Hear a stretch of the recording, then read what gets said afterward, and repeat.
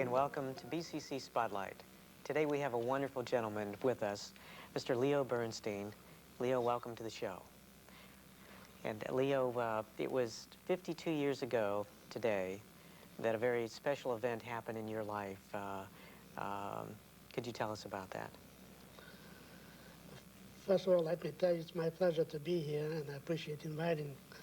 And when you asked me to come here, and I mentioned that May 2nd is an anniversary, you scheduled this showing for today, and I appreciate it.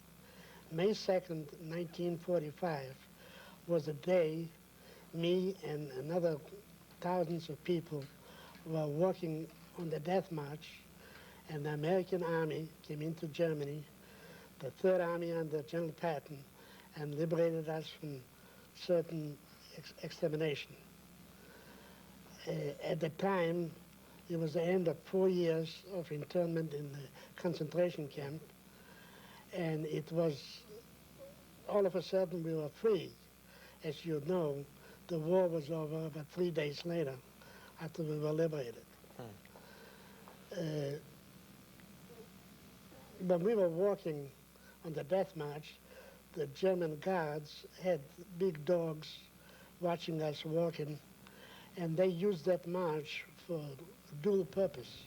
One was to lead us to certain extermination, plus they were trying to escape to Switzerland and use us as a human shield, so to speak, because the American planes would come down over the highway, and they apparently knew enough that there were a bunch of prisoners walking, so they did not touch us and didn't bomb it. And that's the way the German soldiers, which most of them were SS troops, were trying to escape to Switzerland. Leo, I'm so honored to have you on the show, and I'm so glad that 52 years later that you're here and that you survived it. And yeah, I recently had the honor of having lunch with you and your wife, and it was such a fascinating experience for me to hear about this type of thing. And have with me today that you were kind enough to bring in the book entitled From Holocaust to Redemption, Bearing Witness. And of course it has your photograph as well as many others who were survivors of this terrible chapter of world history. And I want to just read something that's in here, and it's called The Acceptance. And it says, we shall tell the world of the depths to which humanity can sink and the heights which were attained even in hell itself. We shall fight anti-Semitism and all forms of racial hatred by our dedication to freedom throughout the world. It's unbelievable to me to hear that human beings did what Hitler's Nazis did to you and so many others. Could you tell us how this came about? Where were you born, sir? I was born and raised in a small country, one of the 3 Baltic states, called Lithuania. There are 3 Baltic states, Lithuania, Latvia, and Estonia. It's right on the Baltic Sea. And how did it come about that Hitler's forces took you into confinement? Lithuania was a small country. When I was born right after the First World War, it was an independent country.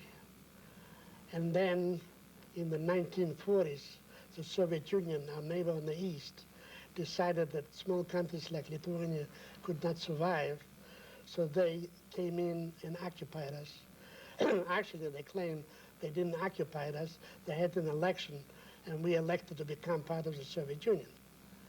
In 1941, the Germans, who had a peace treaty with the Russians, decided to break it. And they decided that we are not getting enough protection from the Russians, so they occupied Lithuania. When they occupied Lithuania in 1941, in June 1941, they announced immediately after the first couple days they've been in Lithuania that all the Jewish people shall not walk on the sidewalk. All the Jewish people must have a yellow star on their left chest. And after a few days, they started announcing that all the Jewish people from Kovno, the town I was born in, shall gather in a small area across the river. It's an area normally housed about 3,000 people, and they ordered 10,000 Jewish people to move to that area. After they had all the Jewish people move to that area, they put the barbed wire around it, and they called it the Kaunas Ghetto. And people ask us, couldn't you rebel against it? Couldn't you escape or do something?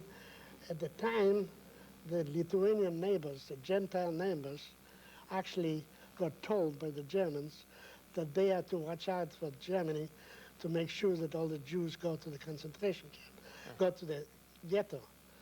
And if they find anybody who didn't go, to notify the authorities. And they were actually scared to death themselves.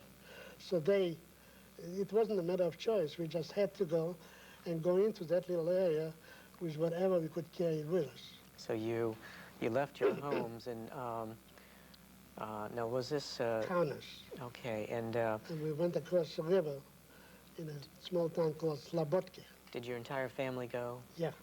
Okay, and the whole thing sounds so so inhumane. I mean, first of all, the Nazis with this decree that you're not allowed to even walk on the sidewalk. That's right. And this type of thing, and then to take you from your home. When you left your home, did you realize that was it clear that they were saying, okay, this is no longer your home, you're out of here? That's right.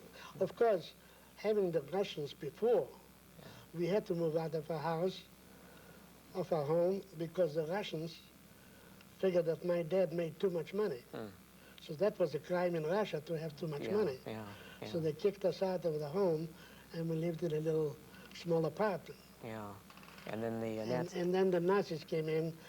It reminds me of a cute interlude here about my cousin, which might be interested right here.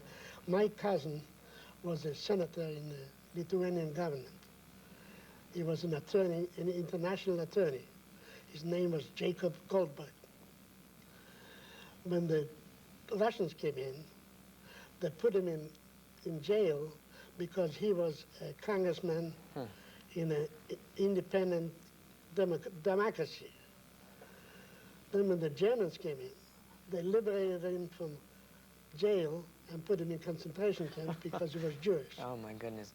And you're talking about two of the infamous societies in world history. Of course, the communists came in, and they had their own mass executions of anybody who didn't agree with them, and then the Nazis come in and had their Holocaust of people that they hated.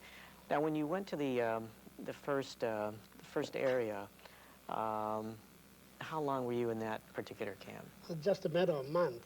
Okay. Until they got it settled down, and then they transferred us to another camp in Kėdainiai, which was another town in Lithuania. And after that, they put us in boxcars and hauled us to Germany. And Jim, if I have to tell something horrible, is I don't know how many movies you saw, how many news programs you saw, but when you see human beings stuffed like animals into a boxcar and being shipped down to Germany, that's something awful to see, and it sure was awful to go through.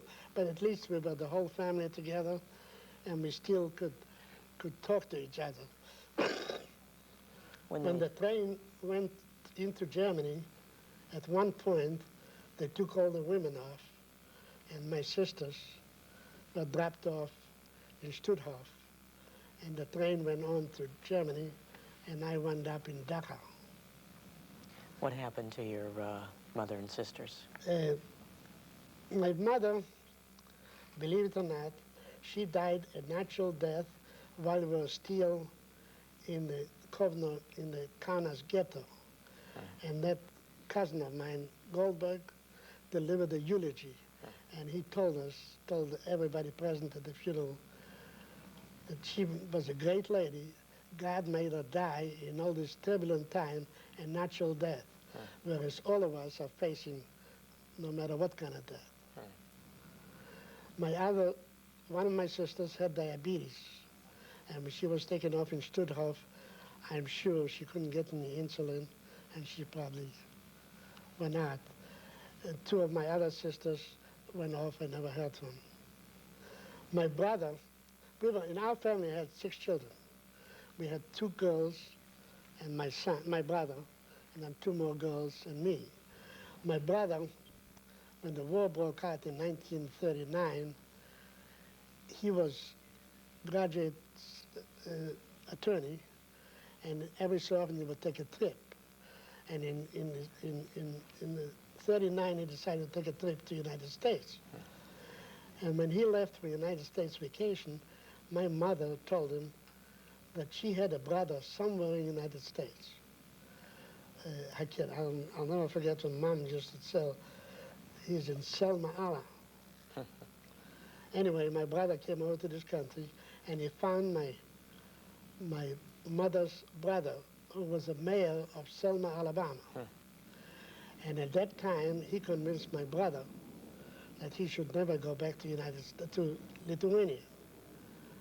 And when the war started, and the United States started recruiting people to go in the army, my brother volunteered to serve the army, but he was too old to be drafted, so he volunteered anyway. And because he was an attorney, he spoke fluently Russian, German, French, and English. He was put in the intelligence corps, and he served for General Eisenhower's headquarters. That's great. And 17 days after May 12th, we met in Germany. Is that right? My brother in the uniform as an American officer, Is that right? and me with a striped blue and white cassette uniform. My goodness. So your brother came to America and served in the American forces, and your mother passed away of natural causes, and your my sisters all died. As a result of the... And so did my father, who was with me till about 6 months before the end of the war. And you and your father actually were in the concentration camps together for about... 4 years. 4 years. Yeah, close to 4 years. How did it come about that that your father was executed? Could you tell us about that? The most terrible thing, when people ask me what was the most terrible thing while you were in camp, and I can't think of anything more terrible than for a young lieutenant to stand up in a chair and point his finger at people. You go that way, you go that way, you go that way, you go that way. And these people were shipped off to another camp. You see, Dachau was not an extermination camp. Yeah. Dachau was a concentration camp. Yeah. And whenever they needed some more supply to destroy or kill more Jewish people, they would ship him from Dachau to Treblinka or Auschwitz or Buchenwald. This was set up for mass extermination.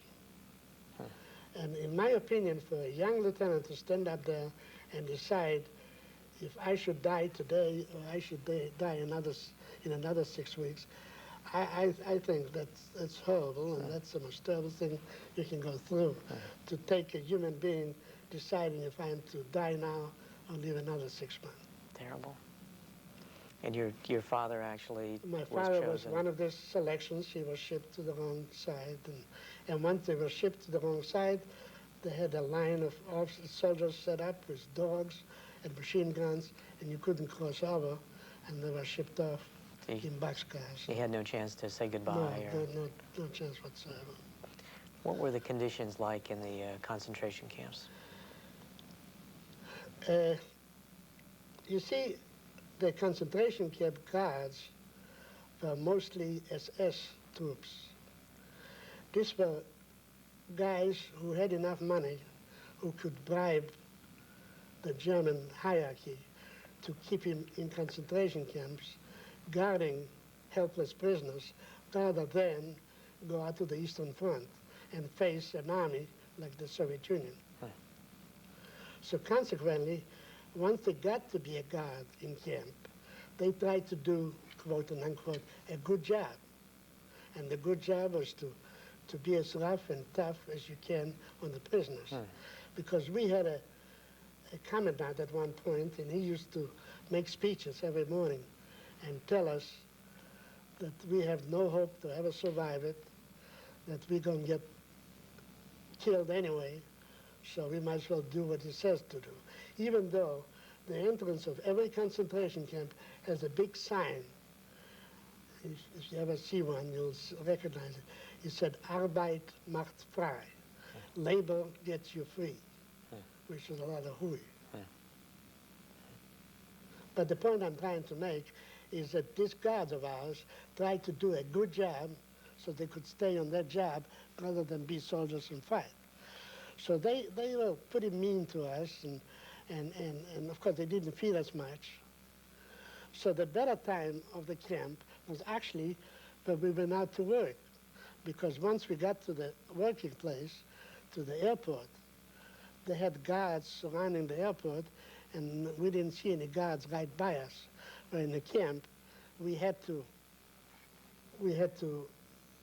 put up with all the SS troops all the time. When the SS troops were so mean and showing their being so rough and tough and everything, how did that affect the camp? I mean, were there, when somebody had done something to upset the SS troops, violated the rules or whatever, how would they react? They punished us. Let me tell you one story which comes to mind. At one point, during the wintertime, the commandant announced over the radio that he found that some of the prisoners have 2 jackets, and that's against the rules and regulations. So he's warning us that tonight when we come back from work, we'll be searched to find the extra jacket. And whoever has an extra jacket will be punished. We went to work, we came back after 10 hours in the wind and snow. An announcement came out that barrack number 54 shall line up in front of the barrack. And the commandant came over to us. Each barrack had 50 prisoners. And he looked at us, and he walked, for some reason he walked up to me because I spoke the language, and he said, I'm appointing you to find out whose jacket was hidden in the barrack.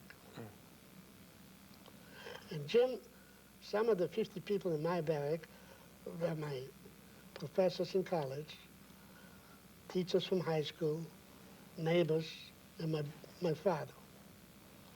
So I told the gentleman, one of us had guts enough to hide the jacket. Why don't you step forward now? Needless to say, nobody stepped forward. Even though the commandant told me I can hit him and get it out of him, but I wasn't about to do it. So I started to walk to the commandant to report, and all of a sudden I feel my father touched my shoulder and said, "Son, it's my jacket." Needless to say, I didn't stop. I kept on walking to the commandant and told him, "Commandant, I'm sorry, I couldn't find out." So he looked at me and said, "Now, you know what it is. You'll be punished." I said, "I know." So the siren blew, and 60,000 people lined up in front of the stage, so to speak. And the stage had a bench, and I had to lay down on the bench, and 2 strappy SS troops beat the daylight out of me because I couldn't find out whose jacket it was. Jim, even at that time, with all the beating I got, and it was blood, and it hurt, and then I had to get up and clean up the bench and thank the commandant for punishment. I knew I was going to live long enough to talk about it. And here the proof is that the pudding is right here. 52 years later, I'm here still talking about, and they are probably roasting in hell. That's exactly right. And by talking about it, I know that it will help people to understand not only the terrible things that occurred, but the tremendous ways that people reacted to it, like yourself, to survive, and how you've reacted to it the rest of your life in a positive way.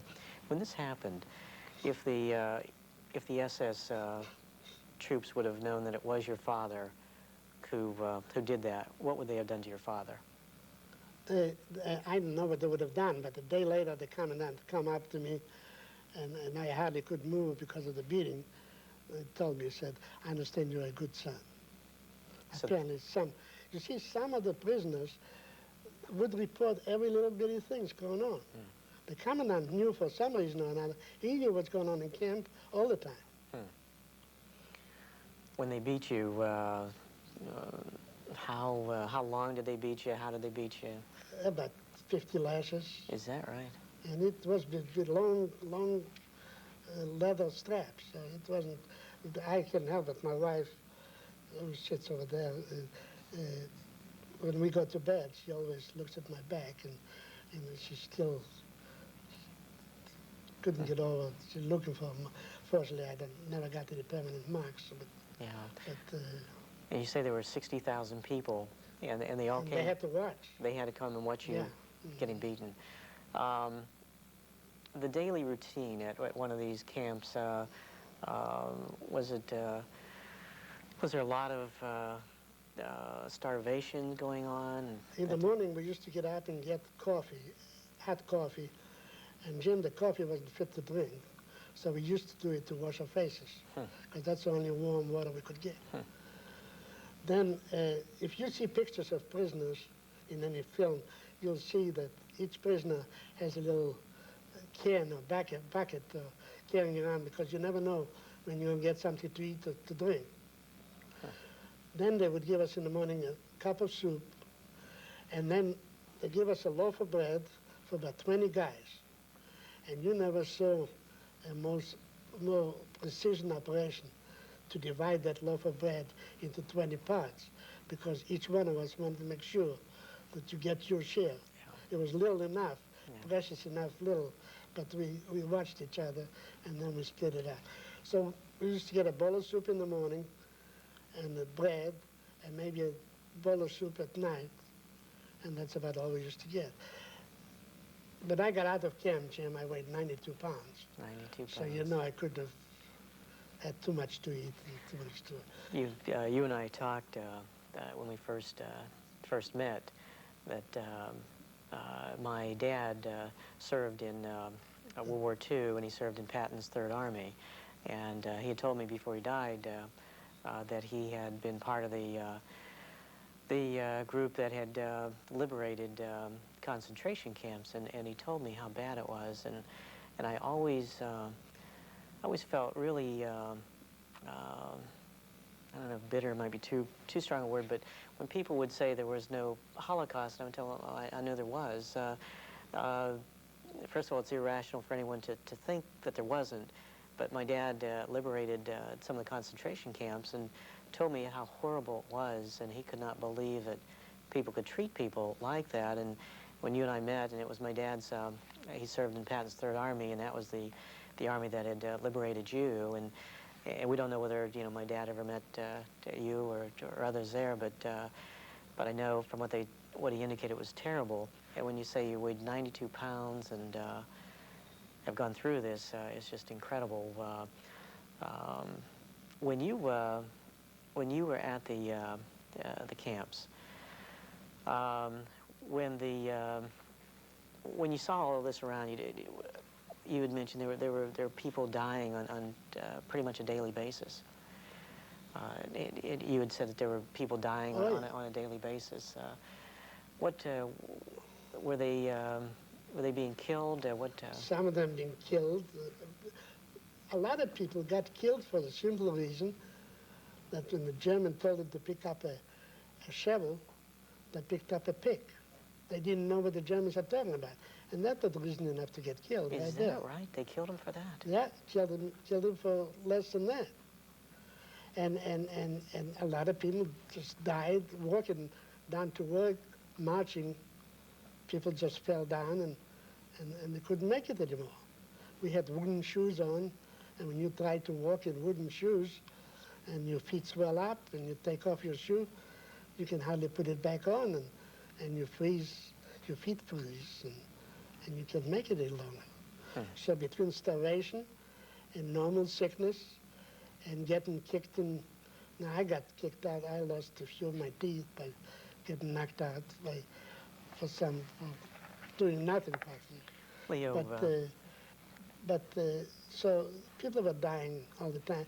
But the biggest number of people got killed is when they transferred them to other camps. Leo, we are going to make this a two-part series, and we are going to continue this interview for next week's show, and you and I will continue on, but people will be watching us next week, and appreciate your sharing your insights of part one. And we invite all of you to join us for the next BCC Spotlight, as we are going to continue with Mr. Leo Bernstein, a survivor of the Holocaust, an individual who's gone through so much, but has such a great attitude, who's an inspiration to us all. And I think as all of us look at what they went through, hopefully we can remember what hate.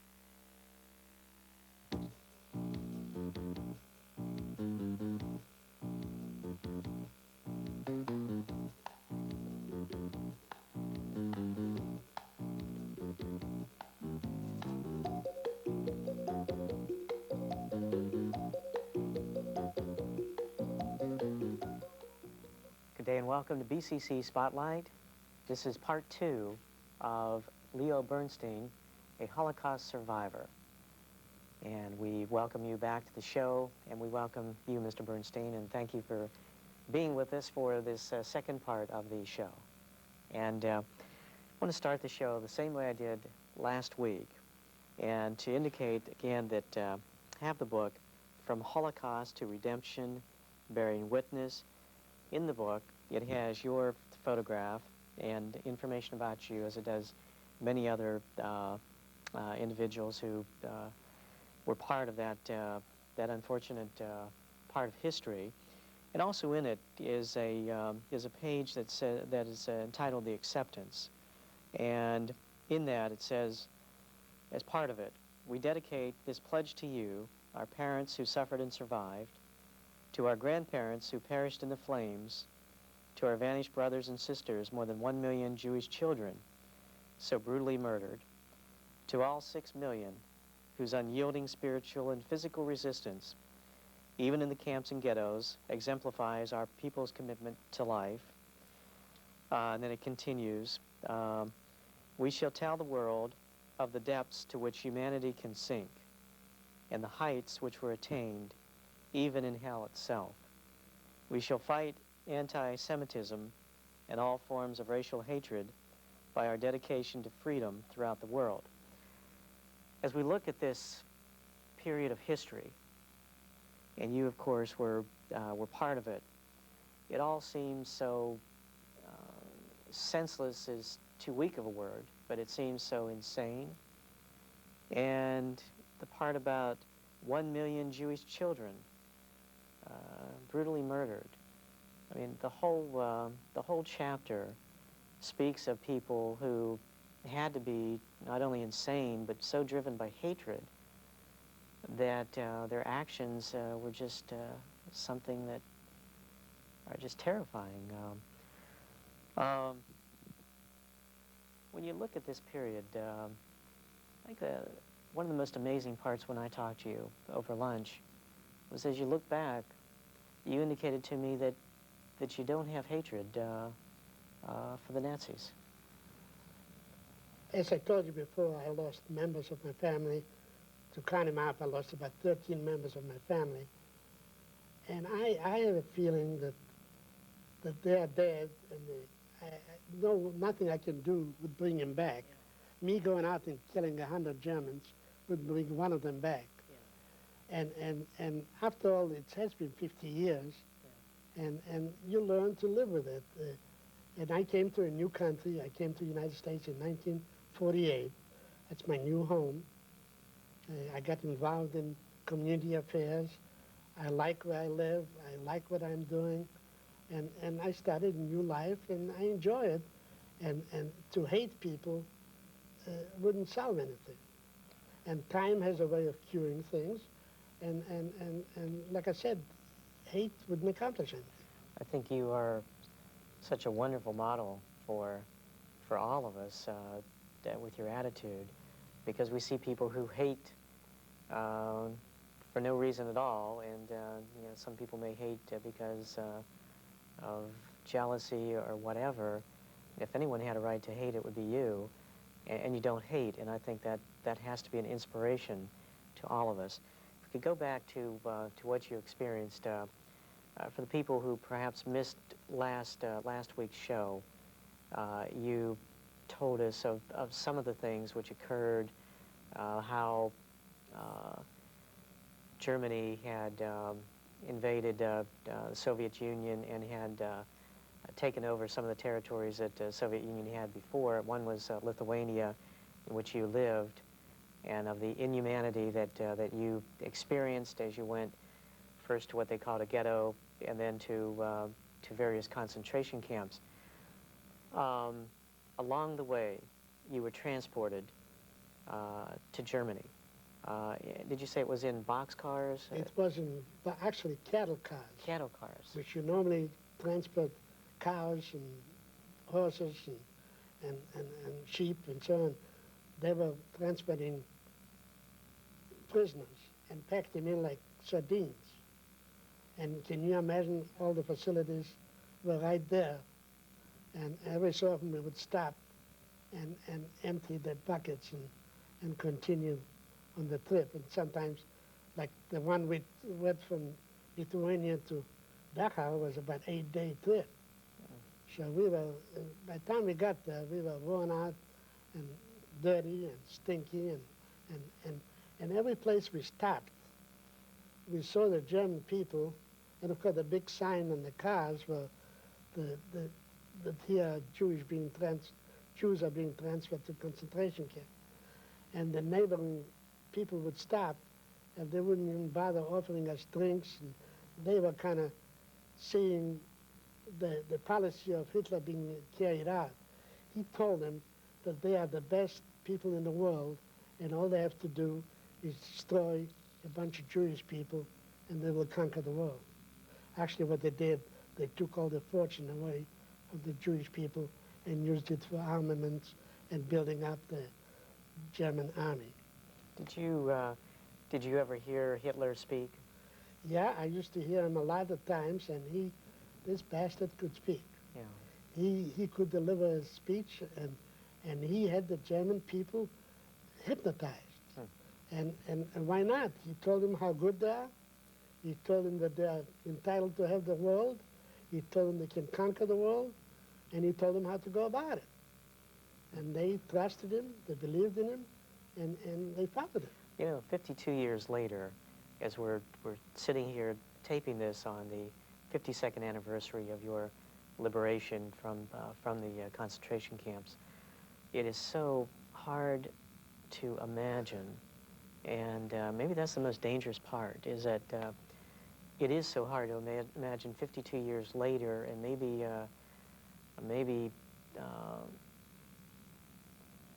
I think it's good that people know about this. I know it's good that people know about this, because if we see this type of thing developing again, you know, we have to recognize it's happened before and do whatever it takes to stop it quickly. When you look at that period, the way they treated Jewish people from the first days of saying that you can no longer walk on the sidewalks, and then that you wore the star, and that you were taken away from your homes, you go in these inhumane conditions, and you travel the same way.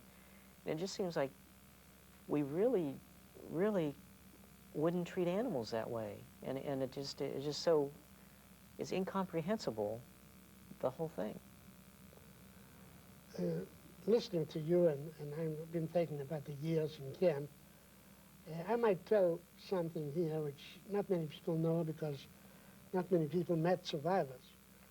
But as you well know, the German people are very orderly and systematically, and they had the prisoners wear different color under the number, they had some triangles, and each color designated the crime, quote and unquote, the prisoner committed. Because Dachau and other concentration camps were not just for Jews. They were for Germans and other criminals, quote and unquote. The colors indicated the black triangles indicated the clergyman. Any clergyman who believes in God and believes there's somebody bigger than Adolf Hitler belongs in concentration camp. Is that right? They were in camp. I never knew that. Okay? Then there were the red triangles. They were the political prisoners. Anybody who doesn't think that the National Socialistic government of Hitler is right got to be put in concentration camp. Then they had yellow triangles. They were designated for the Jews because the Germans are real color conscious, and the color yellow is kind of dirty. And they decided to assign the Jews with yellow. They also had homosexuals in there in concentration camp. They had the designation of them pink triangles. Then they had the elite of the prisoners were green triangles. That green triangles was reserved for German-born, German-raised prisoners who committed a capital crime, like rape, murder, stealing a bank, robbing a bank, and so on. And they, the German prisoners who wore a green triangle, they were in charge of us lesser colors. For every 100 prisoners, we had one green one who was in charge of what's going on in camp. Could you, we went over this last week, but could you briefly describe again the horrible conditions of the concentration camps themselves? They put us in barracks of 50 piece each, and all it was is a barrack with a trench in the middle, which we walked up and down, and both sides were 25 people laying on the ground and had a little straw in it, and that was where we slept. And it was guarded, and we couldn't move around, and the only suit we had on, clothes we wore, if we happened to be in the rain, we had to sleep in it to dry it out, so it would dry out. And you know what that can cause, and so on. It's hard to describe what actually happened in camp, but one thing's come to mind, like the German SS troops used to bring their girlfriends with them, and they would come with a loaf of bread and pitch some pieces of bread, so the prisoners would fight and try to pick up a piece of bread from the floor. Everybody was so starved, they had to fight for a piece of bread. And the girlfriends of the SS troops kind of enjoyed watching the two prisoners fighting for it. You know, all this stuff happened which made you non-human. For 4 years, I felt like we are not members of the human race. We're going to be taking a break. When we come back, we'll learn more about what you experienced there. We'll hear a story of how an individual risked his life to save yours, and we'll hear more about your liberation and how you've come to America, to Brevard County, and have done so much to help our community. And again, this is such an important topic, I think, for all of us to learn more about, and I'm learning much more talking to you, and look forward to speaking with you in just a moment. And we'll be back in a moment with more BCC Spotlight as we're focusing on Leo Bernstein, who is a survivor of the Holocaust, and this is part 2 in a 2-part series as we take a look at this unfortunate part, tragic part, and human part of world history.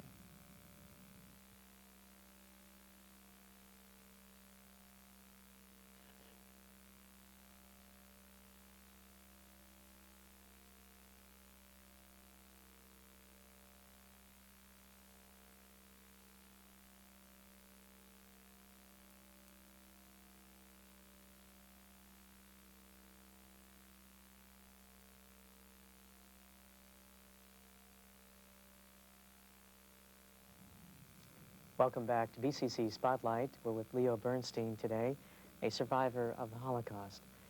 Leo, we've previously discussed the fact that the Nazis were responsible for the death of your father and the deaths of your sisters, and your mother died of natural causes while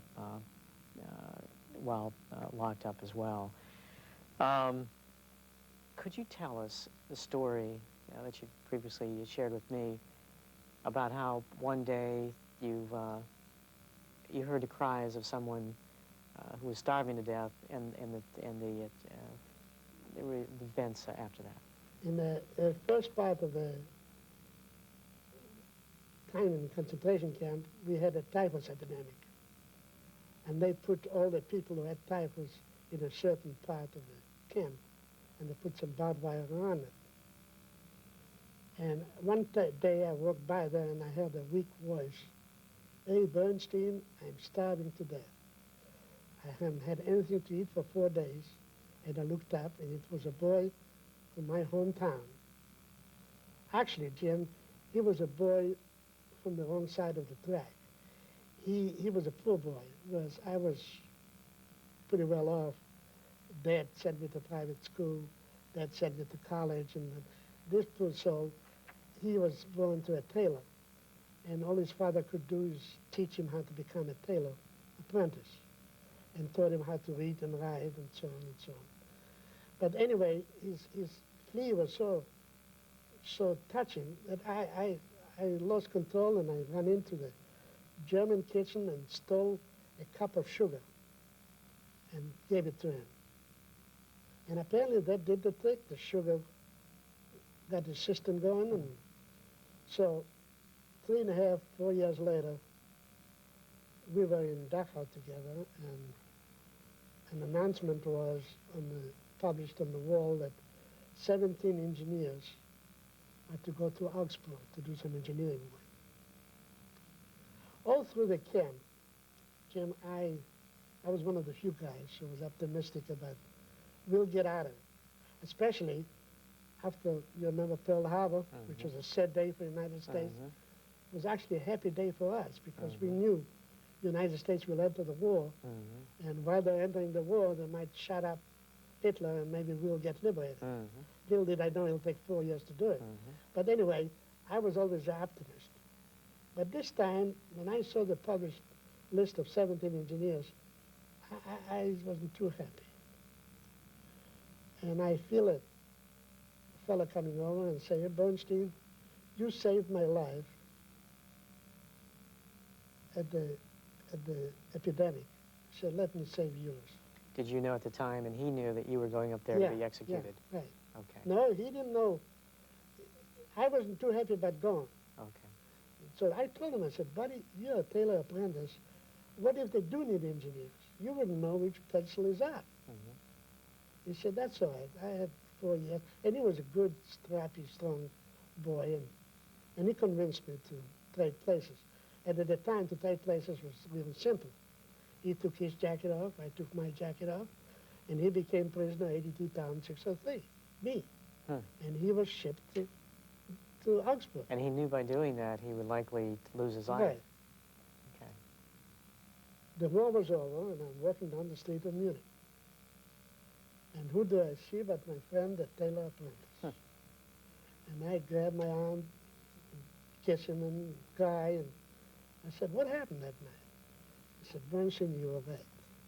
When we got there, they handed us shovels, and we started digging our own grave. They set up my machine gun, and just about that time, a young lieutenant came by and said, "Hey, any one of you know how to sew on a button?" And here were 16 engineers and one tailor apprentice. The tailor apprentice raised his hand. They got him out of the ditch. He sewed on the button. By that time, a captain came by and was a torn sleeve, so he sewed on the sleeve. And by that time, another major came back with some slacks which needed adjusting, and he had himself a little tailor shop to the end of the war. The 16 engineers got shot that night. Is that right? And if somebody tries to tell me But there's not somebody out there Isn't that something? controlling things. And saved Leo Bernstein and saved the other guy. Isn't it incredible? So Because if you'd have been I there, didn't know. you, Right. you didn't know how to sew that That's button right. on. There'd been That's right. 17 people Right. Right. killed. And the amazing part was that he was willing to give his life because you had saved him. Actually, I'll be honest with you. One reason which enticed him to do that, when we were shipped to Augsburg, they gave us an extra loaf of bread. And he was so hungry that he was willing to take the loaf of bread because he took the loaf of bread with marmalade, and he went off with a 17th engineer. Could you tell us about the day you were liberated? We were walking on the death march, as I told you before, and the reason we were on the death march is because the German SS troops, with the dogs, figured it out that if they go and lead us south to Switzerland, the Americans who come down and strife the highways and bomb Germany wouldn't bomb us, and they were right. And they used us as a human shield for them to go south. And that was, we left Dachau, I believe it was April 26 or 27. And around May 1st, we could tell that something is happening because you could hear artillery and bombs dropping and so on and so on. Anyway, on May 1st, we went to sleep. And then, you know, when you sleep in a noisy place, you wake up and the noise stops. And here we are used to sleep with dogs barking and German soldiers hollering, and all of a sudden we didn't hear anything. So we woke up and we looked around, there was no soul around. No Germans, no dogs, no nothing. So we looked at each other, and what do we do now? And about a couple hours later, we heard rumbling coming down the road. And sure enough, American tanks were moving in. I'll never forget the first tanker jumped out. The sergeant jumped out of the tank, and he looked at me, and I must have looked like H. Yeah. He emptied his pocket, ice cream, chocolate, candy, anything he could. And then he spoke with broken Yiddish. He spoke to me. And I asked him, I said, could I give you a letter to send to Selma Allah? I said, sure. So I wrote a letter in Hebrew, in Selma Allah to Leo Bernstein. To make a long story short, after the war was over, and I told you, I met my brother in Germany, my brother got that letter month and month later. It came to Selma, and then from Selma, Alabama, it came to Germany. That's great. That's that sergeant did his duty. And that was Patton's Third Army. That's right. That was Patton's Third Army. And within hours of the time we were liberated, I could see General Patton driving down in his Jeep. Is that and right? he looked like the Almighty God himself. Is that right? We mentioned last week that my dad served in the Patton's Third Army, had told me about liberating concentration camps and the inhumanity that he saw, the results of that. And now, as you came back to America, you've had this great attitude, great spirit, and tell us about some of the things you've done in this great nation of ours. Back. I never came here. I came here. First of all, how did I come to the United States? There was a Hebrew immigration service, HIAS, which went through Germany and Europe and interviewed liberated inmates who wanted to go to the United States or somewhere. And they found me being young enough, being a civil engineer, and they found that I could go to the United States. And they paid for my trip over. They got me a job in Mississippi. Because of engineering, I got a job with Mississippi State Highway Department. And I found out quickly that Mississippi is not the place I want to be, but I had to be there because I had a wife and a child at the time. And then we went to Washington. And in Washington, I became known as a young engineer from Germany. And then we heard about the missiles being built in Florida. And we decided to come to Florida and see, to build some housing for the people who are going to build the missions. So that's when I came to Melbourne in 1955. And I developed an area called Gulf Club Estates in Melbourne, right on the Gulf Coast. And we live there, me and Nancy are living there right now. I got involved in a lot of civic affairs, and I become, because my boy was growing up, he was playing Little League, so I got involved in Little League, became president of Little League in Melbourne, got involved in Kiwanis Club, became president in 1960, became lieutenant governor of 1965. And after I finished Gulf Club Estates, I went to University of Florida, University of Georgia, and learned how to be a qualified real estate appraiser. And I got into appraisal business, and believe it or not, Jim, I'm still doing some work. I believe it, and you have been such a tremendous asset for our community. We only have about a minute left. Tell us about your attitude on life. Of course, my personal attitude is that we are born a certain amount of life. Good luck and hard luck is assigned to you. Yeah. And God knows I used up my hard luck. Signed you for all good luck. From now on, it's clear sailing. But even in concentration camp, I had a lot of people who got tired of life, and all they had to do is touch the high tension wire and kill themselves. It never entered my mind.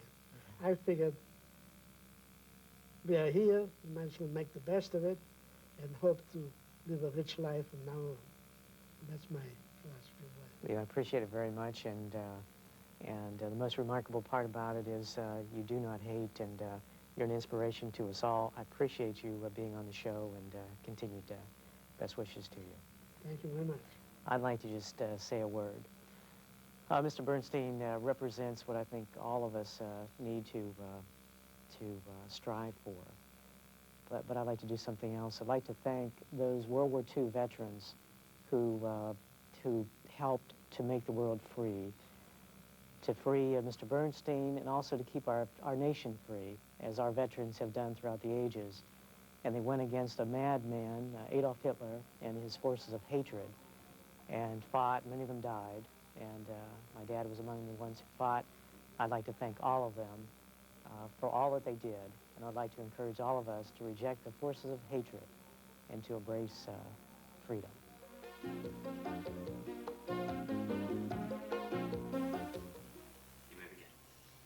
Today is June 9th, 1997. The survivor is Leo Bernstein.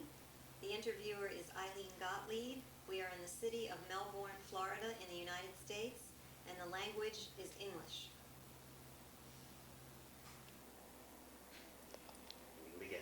Today is June 9th, 1997. The survivor is Leo Bernstein. The interviewer is Eileen Gottlieb. We are in the city of Melbourne, Florida, in the United States, and the language is English. Nice. And whenever you're ready, just go ahead. Can you tell me your name? Leo Bernstein. And can you spell your last name?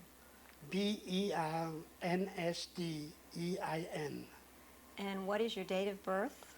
March 27th, 1919. What city and country were you born in? Kaunas, Kaunas, Lithuania. It's one of the three Baltic states, Latvia, Estonia, and Lithuania is the most southern one of the three. What is your age today? 78. Last March 27th, I became 78. Can you describe your earliest recollections of childhood? I was born and raised and spent the first 21 years of my life in Kaunas, Lithuania. The Jewish people in that town lived in a certain area of town, and most of the Jewish businesses were in that area. And my dad raised a family consisting of 6 children, of which I was the youngest. We used to refer to it in Yiddish, the Muzilik. Fortunately for us, my father made enough money in his business that he could send us all to a private school. And that school, the teaching language when my older sister started was Russian. But during a period of time, they changed it into Hebrew. And when I was there, the teaching language was Hebrew. Just to give you an idea, we used to put on Shakespearean plays, all in Hebrew. We learned geography in Hebrew. And it's, written from right to left. We learned how to read Hebrew. Reminds me of a cute story about Hebrew. We had a monastery in our hometown where some priests used to come to become Catholic priests, and they also had to learn Hebrew. And I remember it well. They used to pay us so much change and money to hear us speak Hebrew, because we are the only ones who could fluently speak Hebrew. When I was born, like I said, I was the youngest of 6. And I started in kindergarten. Of course, before that, my parents had enough money that they could provide us a governess, and I had a governess to be taught manners and how to behave and how to act and so on, even long before I started school. During the summers, we had a summer home, and Dad and Mom used to send us down the river on a paddle boat, and we used to spend some time in that summer home. That home was actually the center of all the activities because of the ages of the children. We had children from me to my sister, who was 14 years older than I was, so consequently we had everybody coming to our home and playing with us. When I got a little older, I heard about Israel, and Daddy and Mommy would talk about Israel, and I remember it well that by my bed I had a little box from Karen Kayemet. I used to put my change, my money left over. All through my youth, I was thinking about Israel and talking about going to Israel, and I joined an organization called Shomer HaTzair. Shomer is God, Tzair is young, the young guardian of Israel. And all our life, young life, we were talking about eventually wind up in Israel. Matter of fact, during the summer, we used to go out on the farm and try to do some agricultural work, like milking cows and cutting wheat and so on, because we knew that's what God needed in Israel. That also reflected when I got my application into college.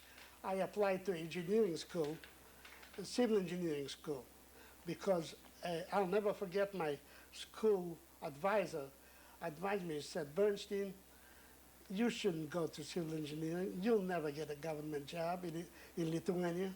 They just don't hire Jewish people. Why don't you go into architecture? And maybe you can build some houses for some of the Jewish people. And I said, sir, I like to be a civil engineer because I was getting my professional life geared to go to Israel and work over there. Actually, we had a good life while we were young, but we always knew that we are Jewish people. We always knew that the Gentiles get the free ride, and we got to work hard for what we got. Matter of fact, when I applied to go to the university, only 10% of Jewish students were allowed to be accepted. And I was with a group of graduate students from gymnasium, the name of which was Schwabe Gymnasium. The founder of that gymnasium was Dr. Schwabe, who founded it years ago. And here we are, brilliant students, had to compete and knock each other off to be accepted at the engineering school. I was the only student who was accepted and studied in civil engineering, and that was easy for me because I was the only Jewish student who did want that field, and not many people wanted that field. But all in all, we knew we were Jewish people, and we knew that we are persecuted because we are Jewish. And believe it or not, during later life in concentration camp, it really helped us to survive because a lot of German Jews could never figure out why are they in concentration camp. I knew why I'm in concentration. I was a damn Jew, and that's the reason I was in concentration camp. The German Jews couldn't take it and kill themselves, and all they had to do is touch a high-tension wire and kill themselves. But we knew, and I knew I was Jewish and persecuted from the day I was born. So constantly we lived in one area in town, we grew up in one area in town, we got educated in one area in town, we went to the same synagogue, we had our own hospital. Everything was geared, and most of the doctors were Jewish anyway, so they were doctors in our Jewish hospital. And we lived as Jewish people. We had our own society, we had our own way of life, we had our own schools, but we lived the best way we knew how. Do you remember any specific incidents of anti-Semitism during your childhood? It strikes me as a memorable occasion when I was in engineering school. One of the students came to the class and wanted us to subscribe to a newspaper. That was an anti-Semitic newspaper. And I refused to contribute any money. I went through age to get away with it, and they finally subscribed it, and nobody read it except me. And I kind of enjoyed reading it, because on the front page, it told everything about the great people, Albert Einstein, even Roosevelt. They called Roosevelt Jewish, and so they mentioned all the Jewish people. And on the back side, they had the stories who got killed in action, and I saw a whole list of Lithuanians and Germans getting killed in action in the war. So all in all, they wanted to embarrass me by subscribing to an anti-Semitic paper, and actually all they wanted to do is embarrass me rather than subscribe to a paper which was helpful to everybody, and I wound up the only one reading it. As far as realizing that our neighbors didn't like us way back, we realized it quite vividly when the Germans came in. Because when the Germans came in, they declared open season on Jewish people. And our neighbors, who were supposedly being our friends, showed the true colors. It was nothing for them to come in and rob us of everything we had, and they knew the Germans would punish them for what they are doing. So all in all, it was open season on Jewish people, and we had to take it. One time, when they come in robbing our apartment and our house and so on, one of the guys who did the robbing or the stealing and so on happened to be a student I went to college with, and he told him, he said, "Now he's a good Jewish boy, leave him alone." But all in all, we were persecuted from the way back when, and that's the reason we survived the Holocaust, because we knew why we were there. And all through the Holocaust, we had that feeling that we're going to live long enough to survive it. What was the religious life of your family like on a daily basis? Mama was a real Orthodox lady, and she, even though we had a Gentile maid doing the cooking and so on, but Mama had special dishes for milk products, special dishes for meat products, and when Passover came, she had special dishes for Passovers and non-Passover dishes. And all the meals were cooked with other strict rules and regulations of the Jewish religion. And on Friday night, Mama used to light the candles, and God help one of the 6 children who didn't show up when Mama was lighting the candles. They better be home no matter where they were, to come home and have dinner on Friday night with the family.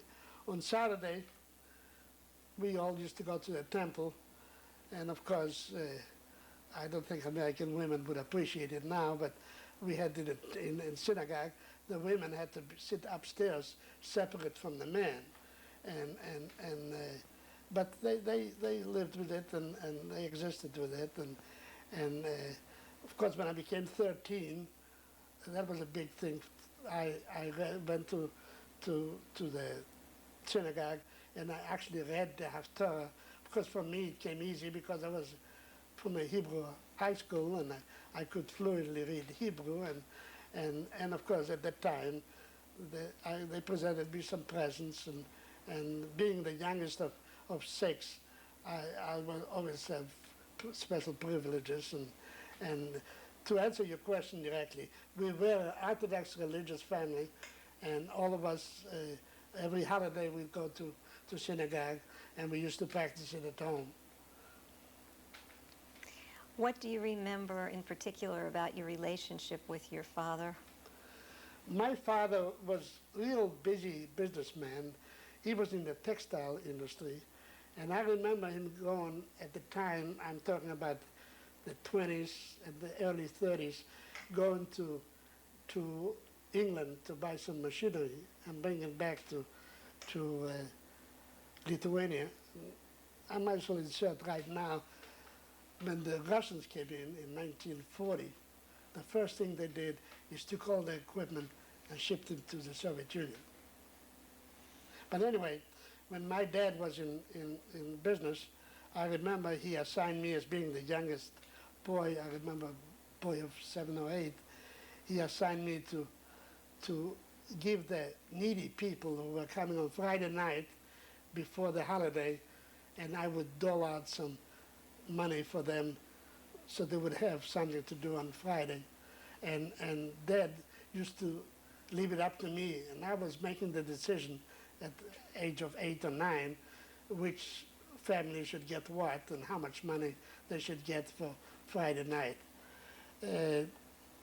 I had a good relationship with my father, even though I was the youngest kid, and he always thought I don't know much, but it really came to play when both of us were in concentration camp, and I saw him actually not die, but moved away to another camp. And I'll talk about it later, or I can mention it now. The most horrible thing in camp was when a young lieutenant would stand up on a high chair and point the fingers, you go that way, you go that way, you go that way, you go that way. And part of the people would be shipped off to one of the other camps. You see, Dachau, the camp I was in, was not an extermination camp. It was a concentration camp. And they gathered the people in Dachau and shipped them to other places like Buchenwald, Treblinka, Auschwitz, and so on. But they had a mass production of killing and destroying and eliminating and some of the prisoners.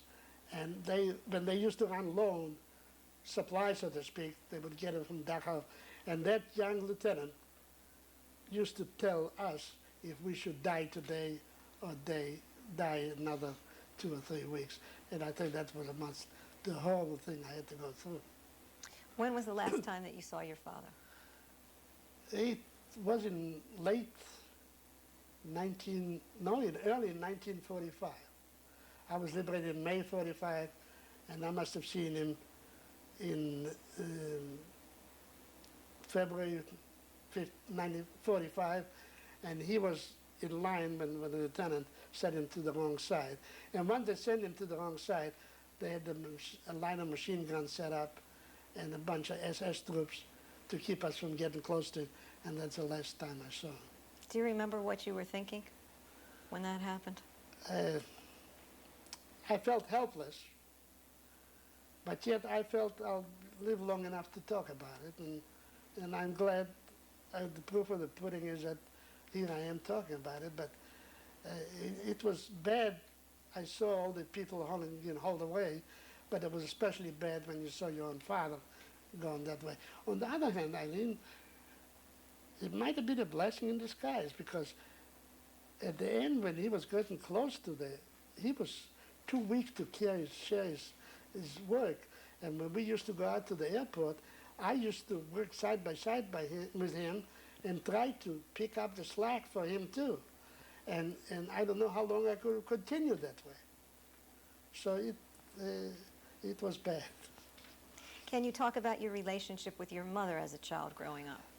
Mama was a real Jewish mother, and I loved her. And I remember when I was a little boy, my biggest thrill was to crawl into bed with her and let her tell me stories about when she was young. And she was a great lady. And she ran the household with an iron hand. And when Mama said something, that went. And Papa used to execute it, but she used to make the rules and regulations. And she died in 1941 when we were in ghetto in Kovna. And a cousin of mine who was a congressman in Lithuania, and I'll talk about him a little later, but he delivered the eulogy. And he told all the people present that Elche Bernstein, Helen Bernstein, my mother, was a great lady, and God apparently wanted her to die a natural death rather than be exposed to the atrocities and the things we were going through and we were expecting to be. And that puts it in a nutshell. She was a great lady, and we buried her in a place where we know where it is. If I ever get back to Lithuania, which I doubt if I will, but if I do, I could pinpoint exactly where she was buried. But to answer your question, she was a great lady, and she ran a tight ship.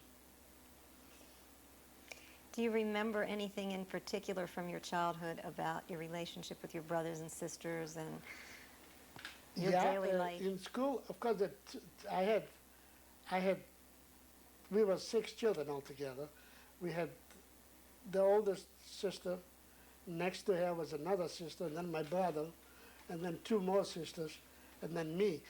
And I was closer to the 2 sisters who were with me, just older than I am, because they went to the same gymnasium.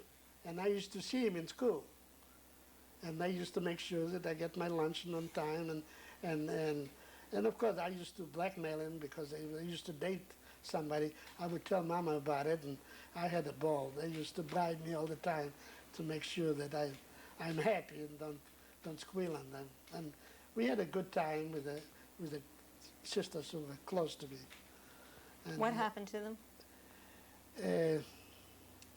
When we were being transported from Lithuania to Germany, the whole family was still together. Father, 3 sisters, and myself. And their husbands. And we were in boxcars, and that was an awful trip. We were in boxcars like cattle cars, like cattle pushed in there without any facilities. We used the bucket to do our necessary things, and it was awful. We were on the train for 8 days and smelly, stinky, and so on. But when we came to Stutthof, they took all the women off. And my 3 sisters were among the women they took off. One of my sisters, the youngest one, next to me, Pupa, she had diabetes, and she used to have insulin shots. And obviously, when they took her off the train, she never got the insulin shot, and I'm sure she expired before the other 2 sisters did. The only sister who wasn't there was my older sister, who left home after she graduated from high school because Dad and Mom sent her to Vienna to a finishing school.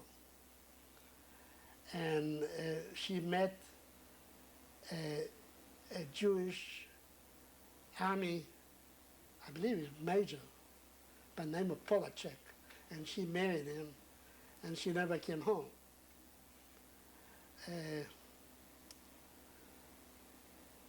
And that's the reason she wasn't with us But even there is a story which entails my sister's husband, Polacek. He was a military man during the First World War, and he was a decorated officer in the Austrian army. And then he got persecuted because he was Jewish. And that's one case where he actually died of a broken heart. He couldn't take it, so he died. My brother, in 36, was an attorney, and he used to take a trip. And one of the trips he took was to the United States. And before he left, Mama told him that she had a brother in Selma, Allah.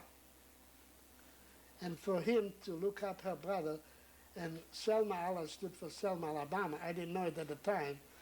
And when he found my mother's brother in Selma, Alabama, my uncle convinced him not to go back to Lithuania because all hell will break loose. So he was here, and I had a cousin who was a senator in Lithuania.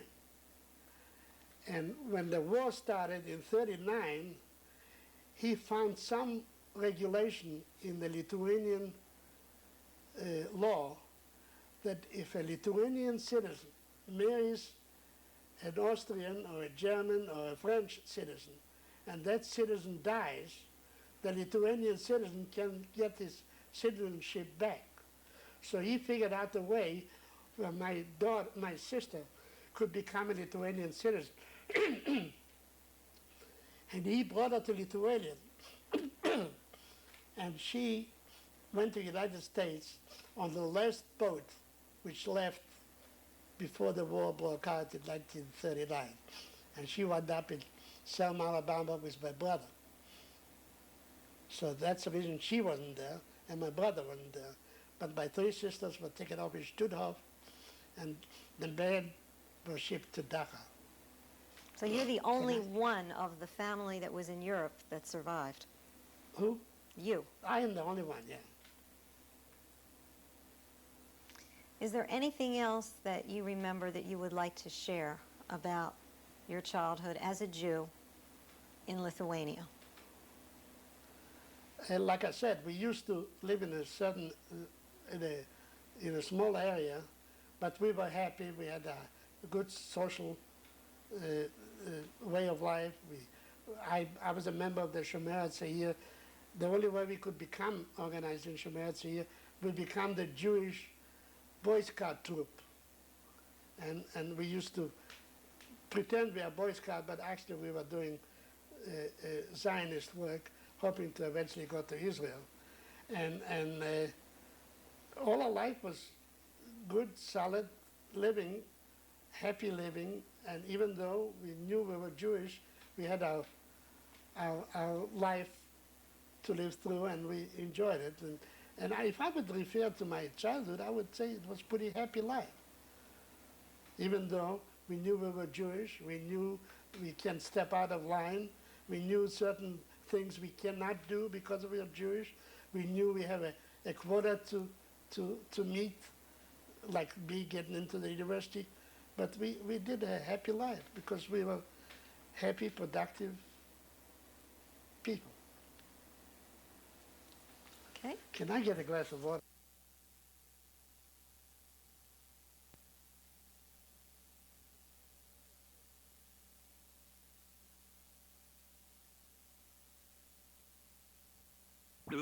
Leo Bernstein, and it's the 9th of June, 1997.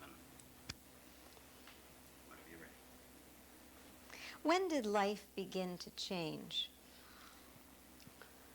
Life began to change when we heard about Adolf Hitler being elected in Germany to the Reichskanzler. Even though we lived in Lithuania, but we were right across the border from Germany. Matter of fact, Lithuania was such a small country that on the north we had Latvia, on the east we had Russia, on the southeast we had Poland, and on the south we had Germany. On the west we had the Baltic Sea. And we had some stories. On one hand, what's going on in Germany. On the other hand, we had what's going on in the Soviet Union.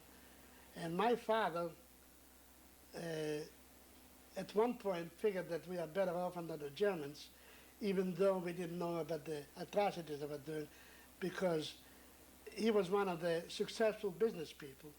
And that's, as you know, is a crime in the Soviet Union.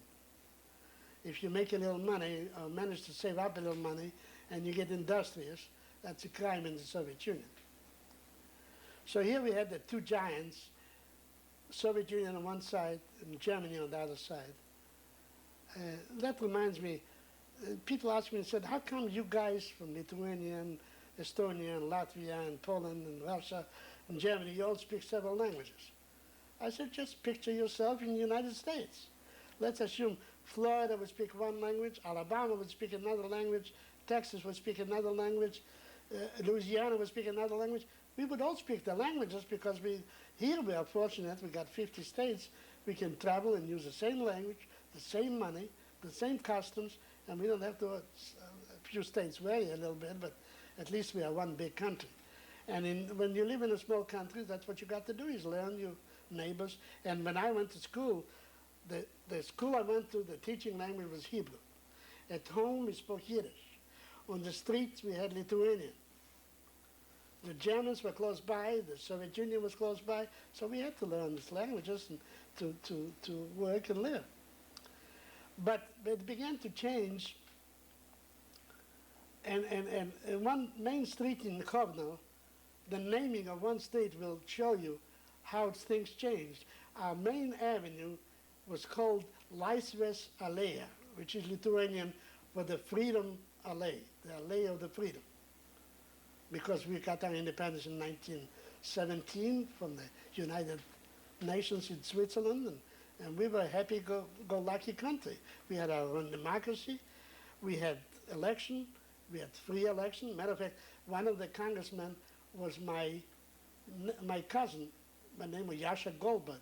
I will refer to him, I'm sure, again and again, because he himself is a beautiful story. Then the Russians sent over a vanguard of Russian people into Lithuania, and believe it or not, had an election, and the Lithuanian people, including the Lithuanian Jews, elected to become part of the Soviet Union. Here in this country, we are happy when the election return comes in and 50, 55, maybe 60% voted. You watch the returns from the Soviet Union. They are 99.9% voted.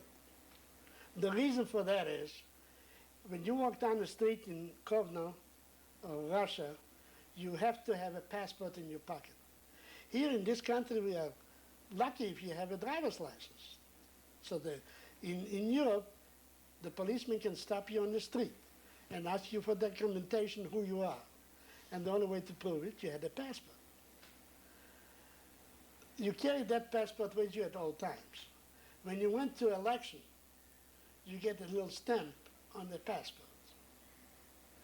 When the police stops you on the street and looks at your passport, and you did not have the stamp that you voted in the last election, you were sent to the big country they have called Siberia. These are the people who didn't bother vote. So consequently, you are forced to vote.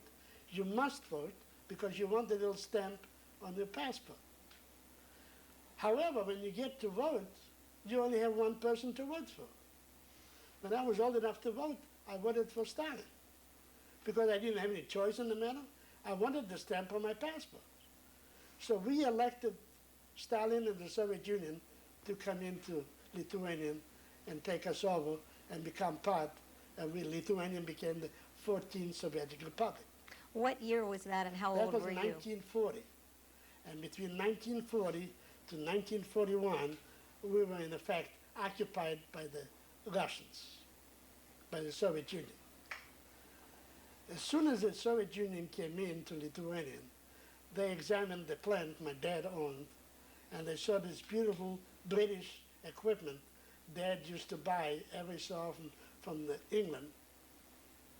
and they hauled away every bit of it. Not only that, but we had to move out of our beautiful home into a small apartment because in the Soviet Union you have a certain square footage allowed per person you can occupy.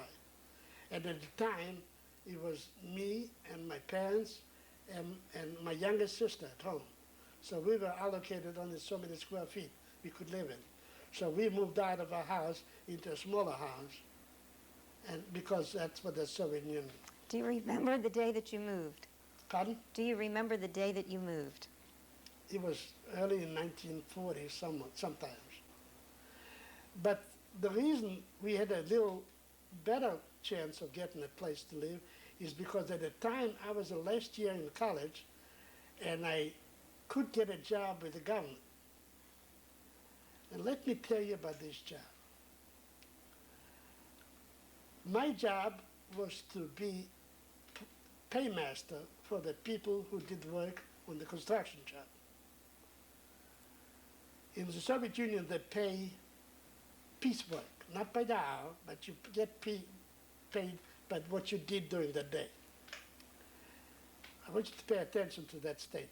I had to sign an affidavit that I will never overpay the man for his work. If I do, it will be taken out of my pay. On the other hand, if I underpay somebody for his work, I committed the biggest crime in the Soviet Union. I deprived a laborer in the labor government. So I agreed to go to jail.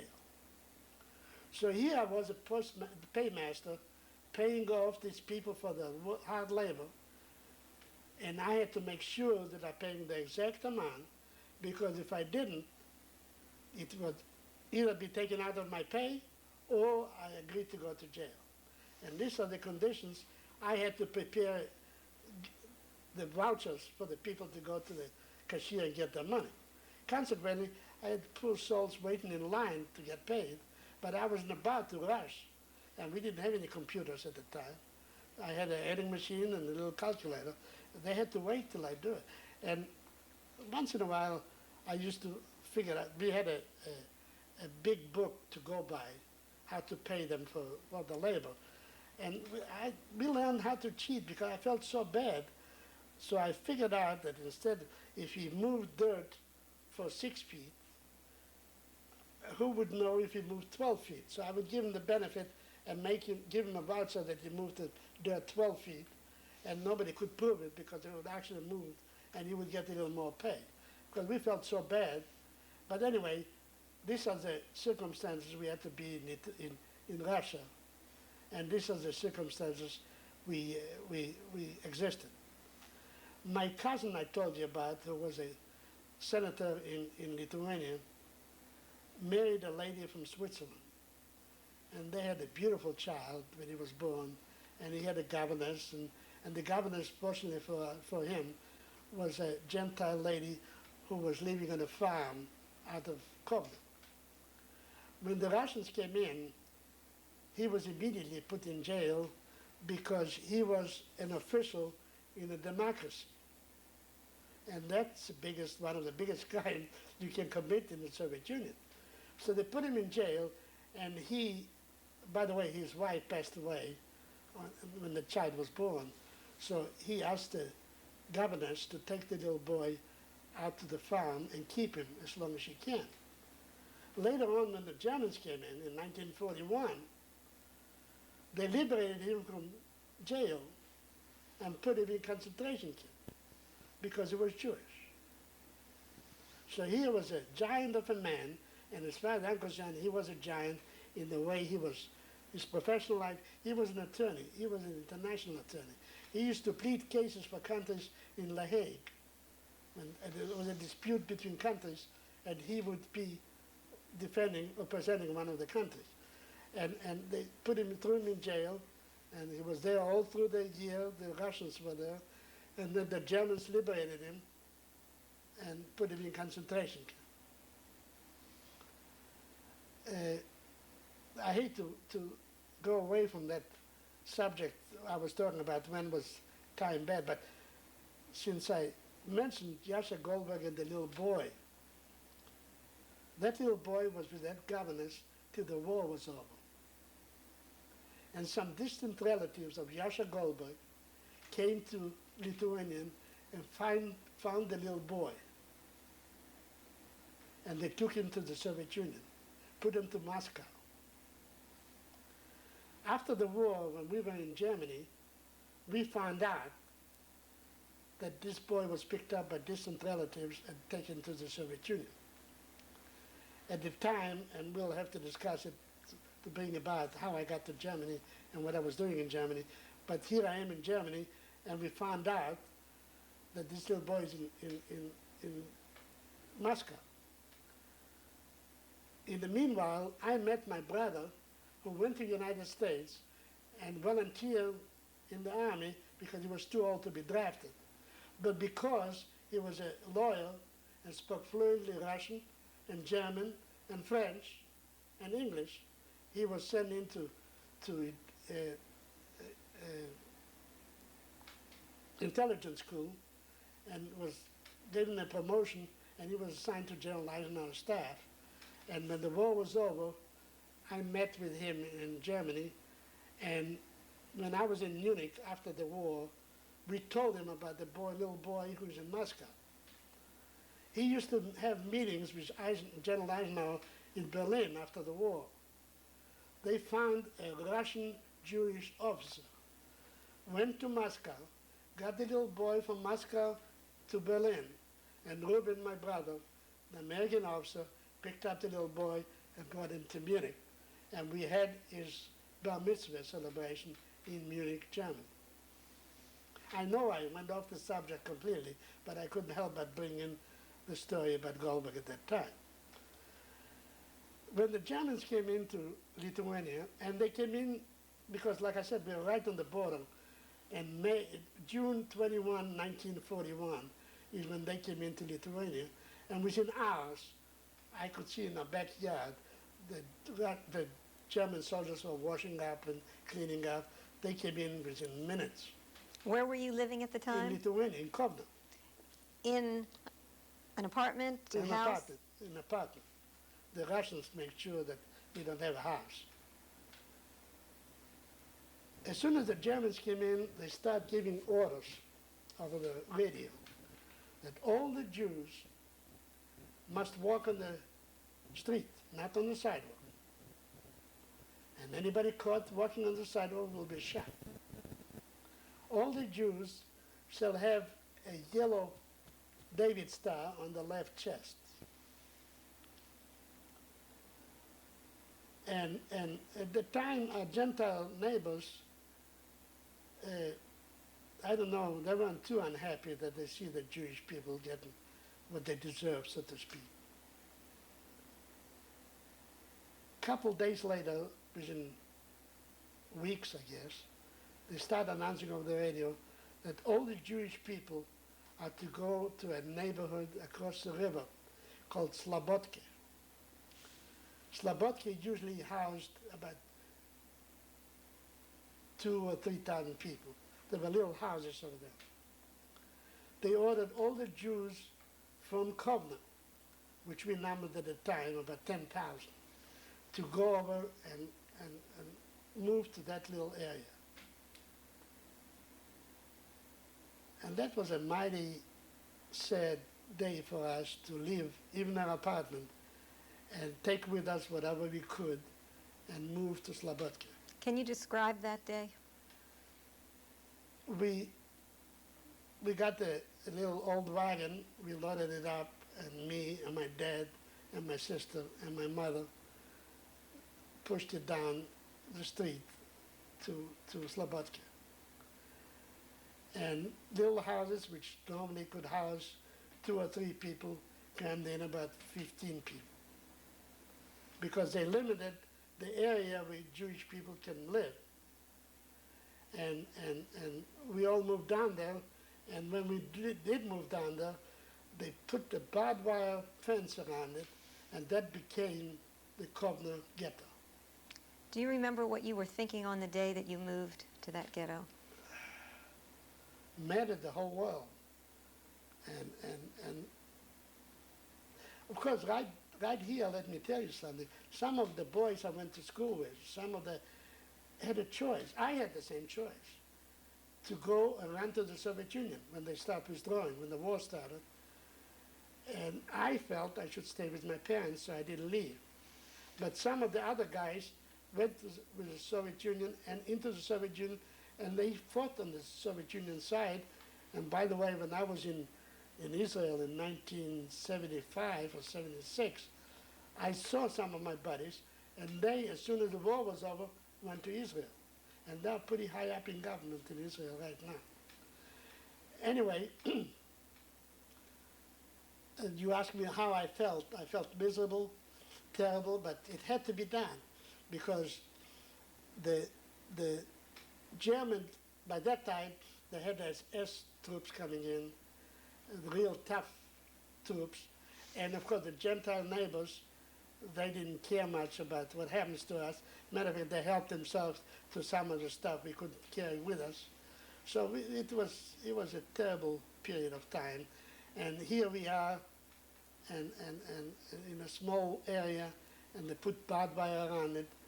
And they didn't have enough German SS troops to guard us, so they employed a whole bunch of Lithuanian policemen, and they guarded us too. And it was pretty miserable time for us. And What was a typical day like living in that ghetto? fortunately, the Germans and the Lithuanians needed some work done outside the ghetto. They used to come to the ghetto and ask for volunteers, for people to go out outside the ghetto and do some common labor. And we used to go out, and by the time when we get out, at least we picked up an extra piece of bread or a potato or so on and so on.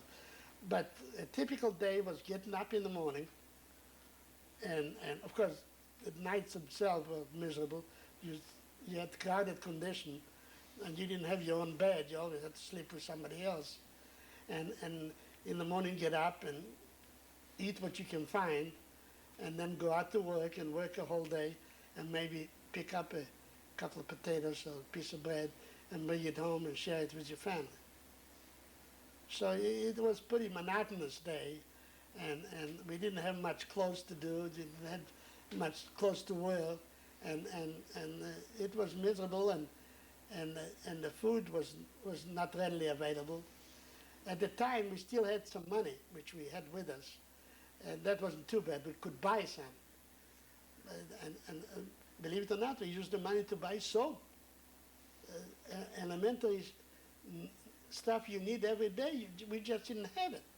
So we used to buy soap to wash our faces in. From whom did you buy these From items? the Lithuanian people, and they would charge whatever they wanted to, and we existed. And What then did it the take to Huh? what did it take to exist through that? I don't know. I'll be honest with you, I don't think I could do it over again. But I did it for some reason. I did it then, and I survived it. I don't think the existence was so miserable, but you turn into it, to an animal. You lost every sense of dignity. You lost every sense of and you just existed. And of course, then they transferred us to another ghetto in Lithuania called Kėdainiai, which was just as bad.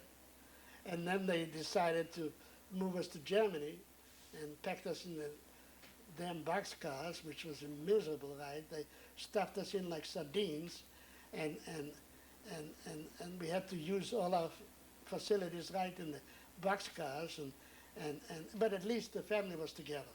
We were still together until they hauled us to Germany, and I told you they took the women off in Stutthof, and then they took us on to Germany, first to Dachau, and then subsidiary of Dachau, they transferred it to Landsberg am Lech. The Germans always named the town and the river its own, like Frankfurt am Main is Landsberg am Lech, which means the Landsberg on the river Lech. Landsberg was famous because Hitler was in jail there when he wrote the famous book, Mein Kampf. But we were there in one of the subsidiary camps of Dachau. It was Landsberg Lager 1, which means camp number 1 of Landsberg.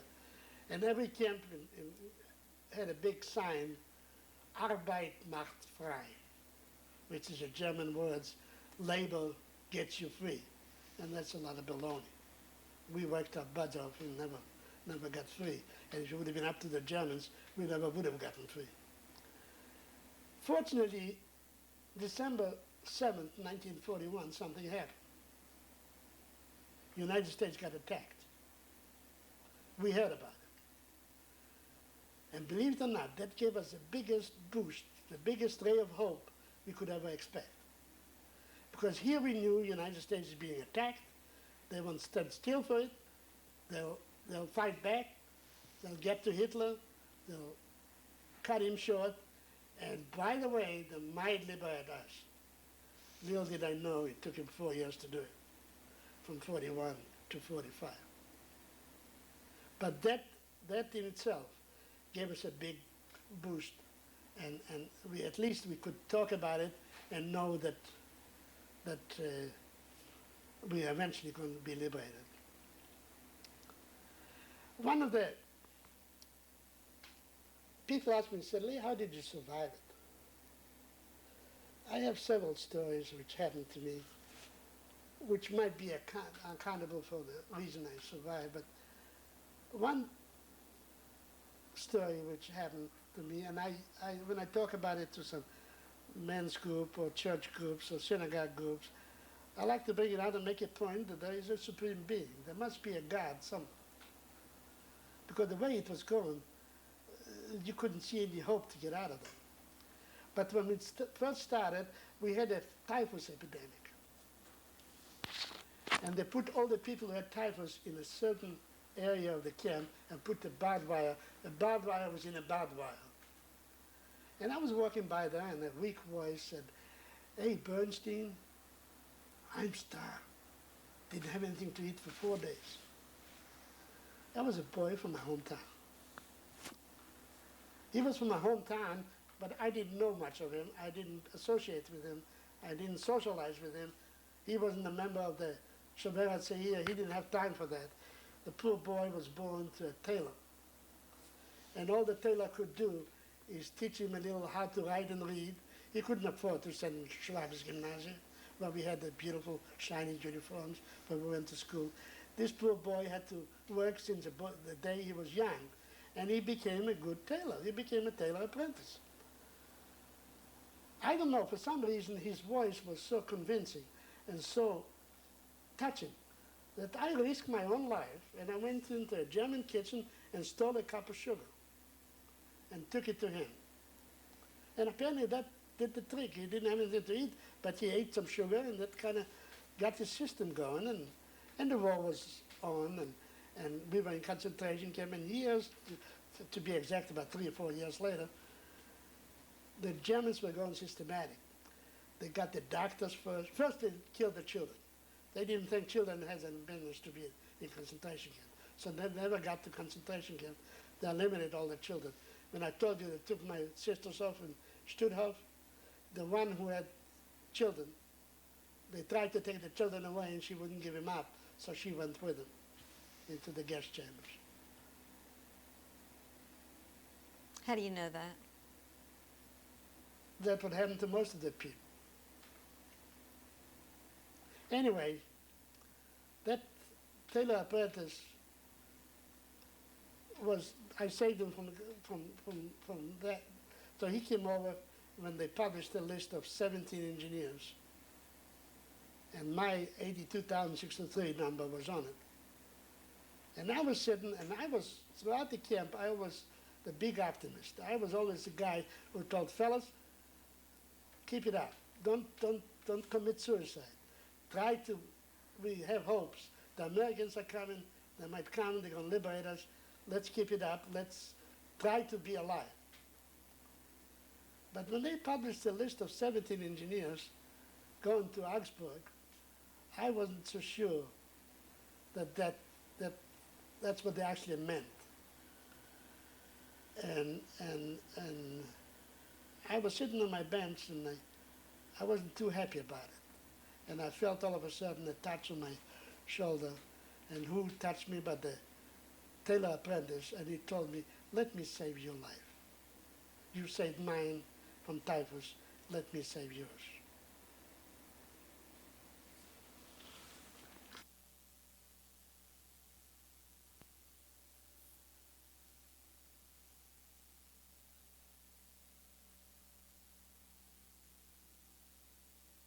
Anyway, This is tape number 3 with Leo Bernstein. This is the 9th of June, 1997. so I told him, I said, what if they in fact need engineers? You wouldn't know which pencil to pick up. You would know an eraser from a protractor. He said, "That's all right. You saved my life, and I want to." And actually, I suspect what tempted him is I got a special loaf of bread to take with me to Augsburg. Each engineer got a loaf of bread, and I think he was so hungry that he wanted that extra loaf of bread. Plus the fact he figured he's going to save my life, and to change places was rather simple, because all I had to do is take off my jacket, and he took off his jacket, and we traded jackets. He became prisoner 82,603, and I became him. Anyway, the war was over, and I'm walking down the streets of Munich. And who do I see but my friend, the tailor apprentice? At that time, I'll go into that later when we talk after the war, I had a beautiful place to live and so on and so on. I'll tell you why. I put my arms around him and I kissed him and hugged him and I said, "What happened that night in Augsburg?" He said, "Bernstein, you were right.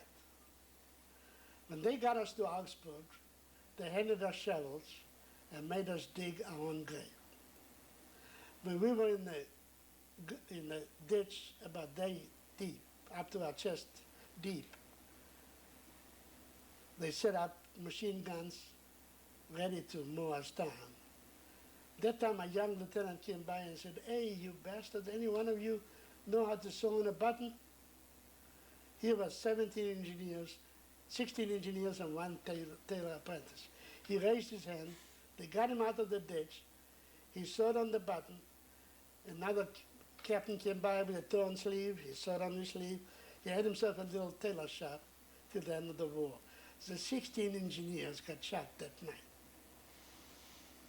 Now, if anybody dares to tell me that there is no somebody up there arranging things, wanted me to live another 45, 50 years like I do now, and save him because he was, I think there is a supreme being somewhere, and we better believe in it. What else do you remember about being in Dachau?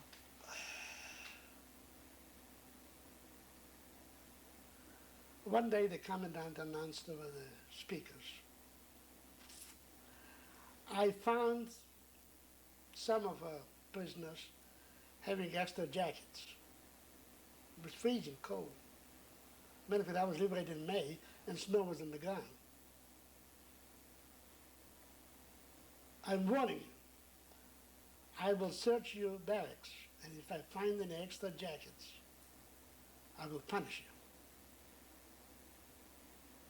He was a frustrated speaker. He loved to speak. He was an S-man. He couldn't speak to his peers. So here was a bunch of poor Jewish prisoners, and he could preach as long as he wants to. Anyway, we went to work and came back, and he searched us. And we get back into the barrack, siren blows, and he calls out, "Barrack number 54, line up in front of the barrack." And the commandant himself come to our barracks, and for some reason he looked straight at me and said, "I want you to find out, whose jacket did I find in the barrack?" And I want you to tell me. I don't care if you have to beat him. I don't care if you have to cut him up. I don't care if you have to slap him. But tell me whose jacket it was. Now I'm standing with a group of people. Every bag had 50 people. So I'm standing with 50 people. Some of them are my high school teachers. Some of them my neighbors and my father. And I said, gentlemen, one of us had the guts to hide the jacket. You know somebody's going to be punished. If you don't step forward, I'm the guy who's going to get punished. Nobody. I was about to beat him. And like I said, they were all my elder. I was the youngest kid in the car. So I decided I'll go tell the commandant I can find out. As I start walking to the commandant, I hear a voice. He said, son, it's my jacket. My father hid the jacket. I didn't slow down. I went to the commandant and reported, I'm sorry, I can't find out whose jacket it is. Now he said, now you know what's going to happen. You're going to be punished. I said, I know. And before I knew it, a siren blew, and a whole bunch of people lined up, and I had to go down, lay down on the bench, and get 50 lashes from 2 SS troops, beating the living daylight out of me. Blood flew. I cleaned up the floor from the blood. Had to get up and tell the commandant that it was my fault and I deserved the beating. But you know, Eileen, right then and there, when I was laying on that bench and getting beaten by these big SS troopers, I was sure I'll live long enough to talk about it. And apparently I was right. Here I am talking about it, and they are probably frying in hell. Next day, I walked out and I figured, I'm glad I did it, even though I hurt all over. My dad couldn't have survived it. When I go to bed at night and my wife is with me, she always looks at my back. She's still looking for the marks I should have on the back. And the commandant walked up to me a couple of days later and said, I understand you're a good son. You see, the concentration camp made animals out of us. And some of the guys, for a piece of bread, would go to the commandant and tell him everything that's going on. At one point, we had a little radio. Some guys put a little radio together from coat hangers. I don't know how well they did it, but we at least could get the voice of America. Somebody told him about it for a piece of bread. You can imagine what you become when you're starved, you're hungry. I got out of camp, I weighed 92 pounds. Didn't have much to eat. Remind me of a story. We were out in the airport. And some guy was chopping wood. He chopped his finger off. We tried to find it. Somebody picked it up and roasted it and ate it. You become an animal. You become inhuman. You can imagine what happens to. How in the world I survived it, I'll never know. But the incident with the tailor, another thing happened to me, which might be responsible for me being around. We were unloading loose cement in wheelbarrows. You can imagine what it is, hauling in the wheelbarrow loose cement, which is real fine, get into your nose and throat and mouth and so on and so on. And they had about 80 cars lined up, and we would go to one car and get a wheelbarrow out and go back. And one night, we were working at night.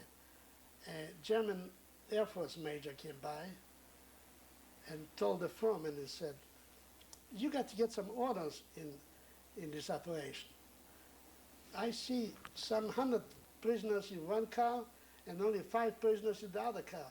You got to assign them some cars. Why don't you number the cars from 1 to 80 and assign 20 or 30 people to each car? foreman came up and say, hey, you so-and-so, any one of you know how to write big numbers? Here I am, a graduate civil engineer. I got to do that and get all the cement in my mouth. He gave me a box of chalk, and I wrote numbers that big, made him three-dimensional. You could see him a mile away. In the morning, when we were getting ready to finish up the job, the same major came back, and he looked at the beautiful numbers, and he told the foreman, he said, who did these numbers?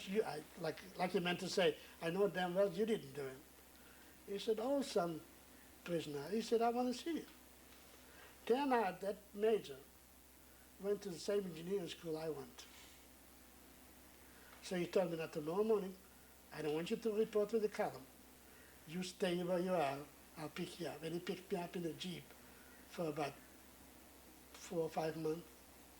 I was doing engineering in his office. Which reminded me, he knew that I was a heavy smoker before the war. So he would light a cigarette, and he said, I couldn't offer you one, but he would light the cigarette, take one puff, and drop it on the floor, hoping for me to pick it up. He didn't live long enough for me to pick it up. But some other prisoners ran by and picked it up. But he used to give me an extra piece of bread, an extra glass of milk, and that's the way. That might be the reason I'm here today. So things happen along the way which you never know what caused the survival. How long were you in Dachau? 4 years. A total of ghettos and Dachau and Landsberg, it was 4 years. From June 21, 1941 to May 2nd, 1945. Let me tell you about May 2nd, 1945. We were on the death march. The reason we were on the death march is that the SS troops figured that if they get a bunch of prisoners walking south, they can mingle among us and get closer to Switzerland where they might escape. And they knew that American bombers would detect the prisoners and wouldn't bomb it. Matter of fact, during the bombing raids of Dachau, which was very close to Munich, we used to see the American planes come down. The Germans used to come in and run into the camp because they knew that Americans wouldn't bomb the camp. They figured that's the safest place to be. Anyway, on May 2nd, we woke up, and there wasn't a German around. There wasn't a sound around. They had the big dogs barking. And you know, when you are used to sleep in a noisy place, you wake up and the noise stops. And on May 2nd, the noise stopped. And we looked around, there wasn't a German around, there wasn't a dog around, there was nothing, just a bunch of prisoners. It was about 9 o'clock in the morning. And then we heard rumbling noises. Sure enough, the American tanks stopped moving in. The first tanker jumped out of the tank, and sergeant jumped out of the tank, and he came running to us, and like I said, we must have looked like apes, because I weighed 92 pounds. He emptied his pockets, he gave us his chocolate, he gave us his chewing gum, he gave us everything, and then he apologetic, he spoke in Yiddish. He said, I'm sorry, I got a war to fight. So he was getting ready to jump into the tank and keep on driving for the war. And I said, since he spoke Yiddish, I said, can I give you a letter? He said, sure. So I wrote a Hebrew letter to my brother Ruben in Selma, Allah, Post Office Box 37. I remember that from way back home, that his Post Office Box was 37. And then he went about his way. Now, I'll tell you about my brother, I'm meeting my brother later, but I met my brother in Germany. Well, he was an officer, and I was a liberated cassette man with my cassette uniform.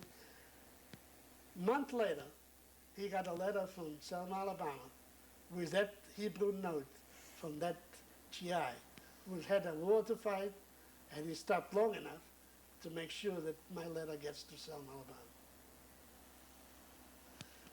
One of the stories which even you didn't know when I mentioned it to you, was a color scheme they had for prisoners in the concentration camps. The Germans are great in organization. They are great in colors, color code, and everything. So they designed a system. Every prisoner under his number had a little triangle. That triangle indicated the crime the prisoner committed. The black triangle was reserved for clergymen, Jews, Catholic, any religion. Anybody who believed in God, anybody who believed there is a greater power than Adolf Hitler was thrown into concentration camp and had a black triangle on it. Next they had the red triangle. The red triangle was designated, assigned to people who did not believe that the Socialist Party of Hitler is a politically right party. There is another better party like democracy or socialism or whatever. And they were put in jail, in concentration camp, and they had the red triangle. Then they picked the ugliest color, which is yellow, for the Jews. And the Jews had a yellow triangle. At that time, it was a crime to be a homosexual. So they assigned a pink triangle. But the elite of the prisoners, they wore green triangles. The guys who had green triangles were exclusively Germans, were exclusively murderers, rapists, and they are the ones who have been trusted by the SS troops. They are the ones who were in charge of us, the other different colors. The green ones are the ones who were in charge of us. They used to get the extra uniforms. They used to get the soap. They used to get the food. Matter of fact, at one point, you mentioned that I'm intelligent and I know one of the coppers who was a green triangle discovered that too. And believe it or not, he asked me to write his love letters. He was in love with a German SS lady. I would call her lady, a boy. And he used to sleep with her. But he would tell her how much he loves her, and I'm the one who wrote the letters. And I corresponded with her as if I am Rudy. And that same couple threatened me.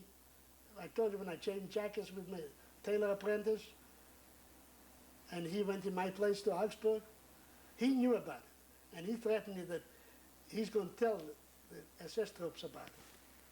Because he was getting so close to the end of the war that he was looking for a friend to defend him. But these couples were worse than the SS troops themselves. But all of them were green triangles, and all of them were Germans. What happened on the day that you were liberated? That happened May 2nd, 1945. We woke up and there was no solar on, and the tanks, the American tanks, and the Americans were so used to fight a war that they kept on going, and right behind them, the Red Cross came in. And they set up kitchens, and the luckiest thing happened to me, that I didn't go to the kitchen the Americans set up. I went to the first house I could see, which is a German farmhouse, and I walked in, and I told the lady went down on her knees praying, please don't kill me. I said, all I want is wash up. And I washed up, and she gave me her husband's pajamas and made the bed. I said, I'm not used to sleeping in bed. I will lay down here. And I slept for, it must have been 2 days. I slept without waking up. Matter of fact, when I got ready to leave, she didn't want me to leave because she wanted me in the house so I could give her protection. But the other guys who went to the American kitchen, believe it or not, they ate bacon and grease and so on, and some of them died within weeks because their stomach wasn't used to get that kind of stuff. So maybe the luckiest thing happened to me is after the war not to not to go and get food and try to. Anyway, after the war, they established what they call DP camps, displaced person camps. I didn't want any part of that. I had camps enough. And I told you my brother went over to this country in 1936. He was too old to be drafted, so he enlisted in the army and sent the intelligence service and went and worked in General Eisenhower's staff. And when the war was over, he asked for a leave of absence from General Eisenhower so he can find his family. And the intelligence was so good that they pinned down exactly the Lithuanian Jews from Kovna are in Dachau. And he went straight to Dachau, straight to Landsberg, and within 3 weeks he found me. And he was in uniform, and I was in the KZ uniform. And he introduced me to some of his, of course he wasn't stationed in Munich, but he introduced me to some of his American officers who spoke German. And I told them, I said, I don't want any part of DP, I'll take a job. So they introduced me to the chief engineer in the American post.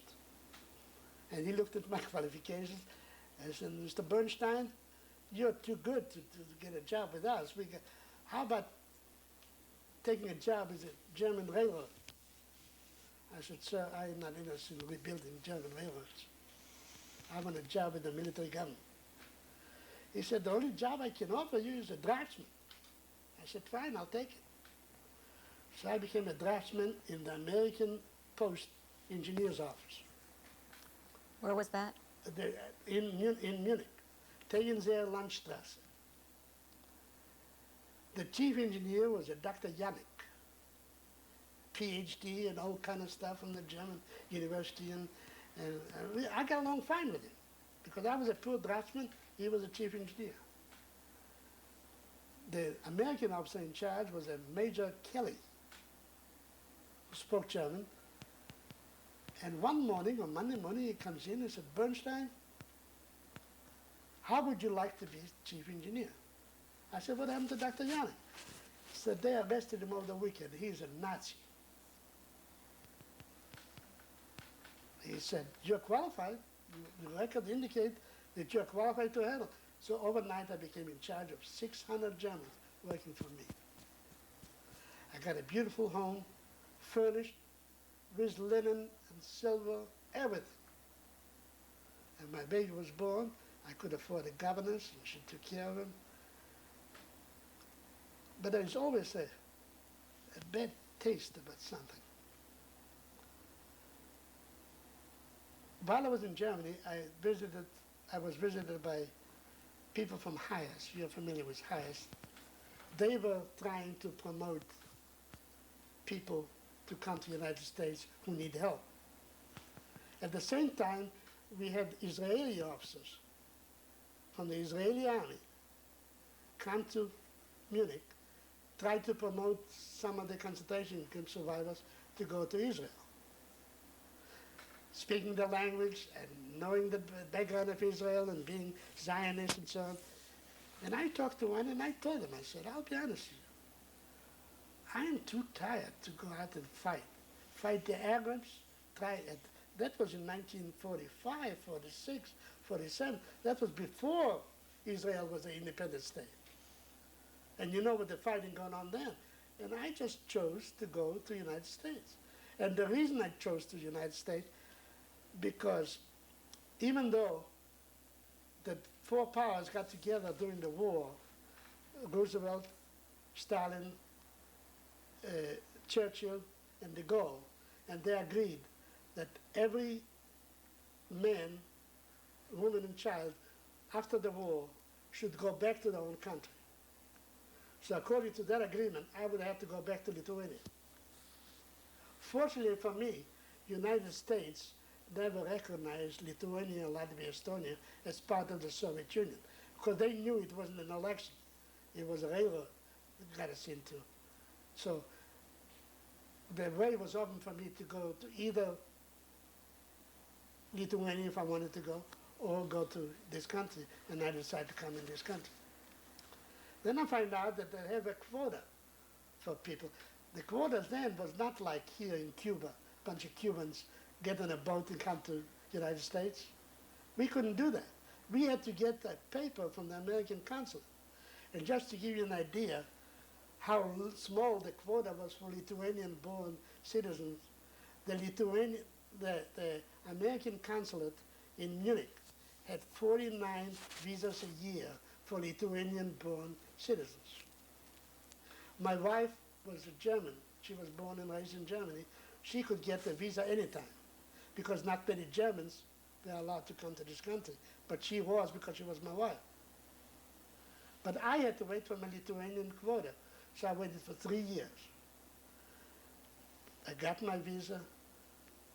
We have to get a physical examination and examine my wife and find she's pregnant, expecting a child.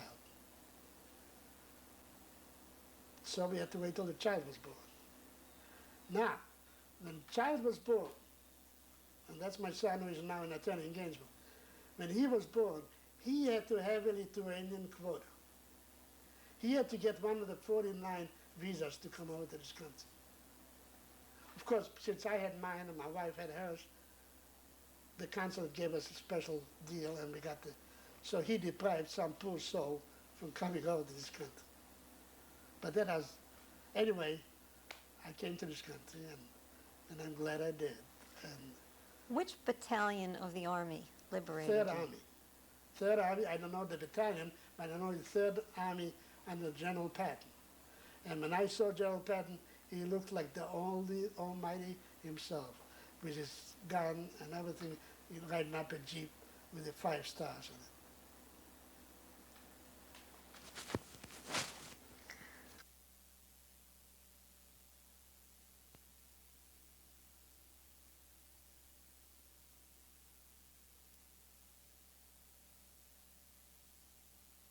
Bernstein, the 9th of June, 1997. What do you remember thinking when you saw your brother for the first time after the liberation? First of all, I heard a captain was looking for me. And of course, it hadn't been that long that I recognized my brother in American uniform. Needless to say, we hugged each other and cried. And then he said, let's go and talk someone. And he had a driver and a Jeep. And we got in a Jeep, and we drove up the highway, and we got stopped by MPs. And I never in my life saw my brother get so mad like he did that day. And he was hollering and screaming and so on. And then we had to follow the MP down to the headquarters, and then my brother hollered again, and so on and so on. When we got out to the headquarters, my brother was a little relaxed, and I said, Ruben, what happened? He said, this bastard tried to tell me that I cannot take my own brother in my Jeep because he's a civilian. And that was the whole mess about it. That's an MP one. He said, nobody's going to tell me. Anyway, we sit down that night. We smoked a carton of cigarettes between both of us. And he went down the line. What happened to Rose? What happened to Bluma? What happened to Pupa? What happened to Mama? What happened? And we talked about the whole family. It was a happy occasion, but it was sad because he found out, he was hoping he'll see somebody except just me. But we spent the whole night just talking about it. And after that, I used to see him every so often. He would come to visit me. And anyway, to go back to my job, when I had this 600 Germans working for me, I had the ball. Like I said, I knew it's a temporary deal. I knew it's going to be over soon. And it took about from 45, when I came out to this country, was in April 1948. So it took, but in the meanwhile, I had a real ball, because as department head of the engineering department, I had as much power or rights as American full corner. You know, but I could write a trip ticket for the motor pool to pick me up at the house and take me for the weekend to Garmisch. I used to spend every weekend in Garmisch, which is a resort area a few miles south of Munich. Anyway, I knew it's temporary, and I knew we have to come over here. And Hayes paid my trip over here, and they found me a job in Mississippi with the State Highway Department.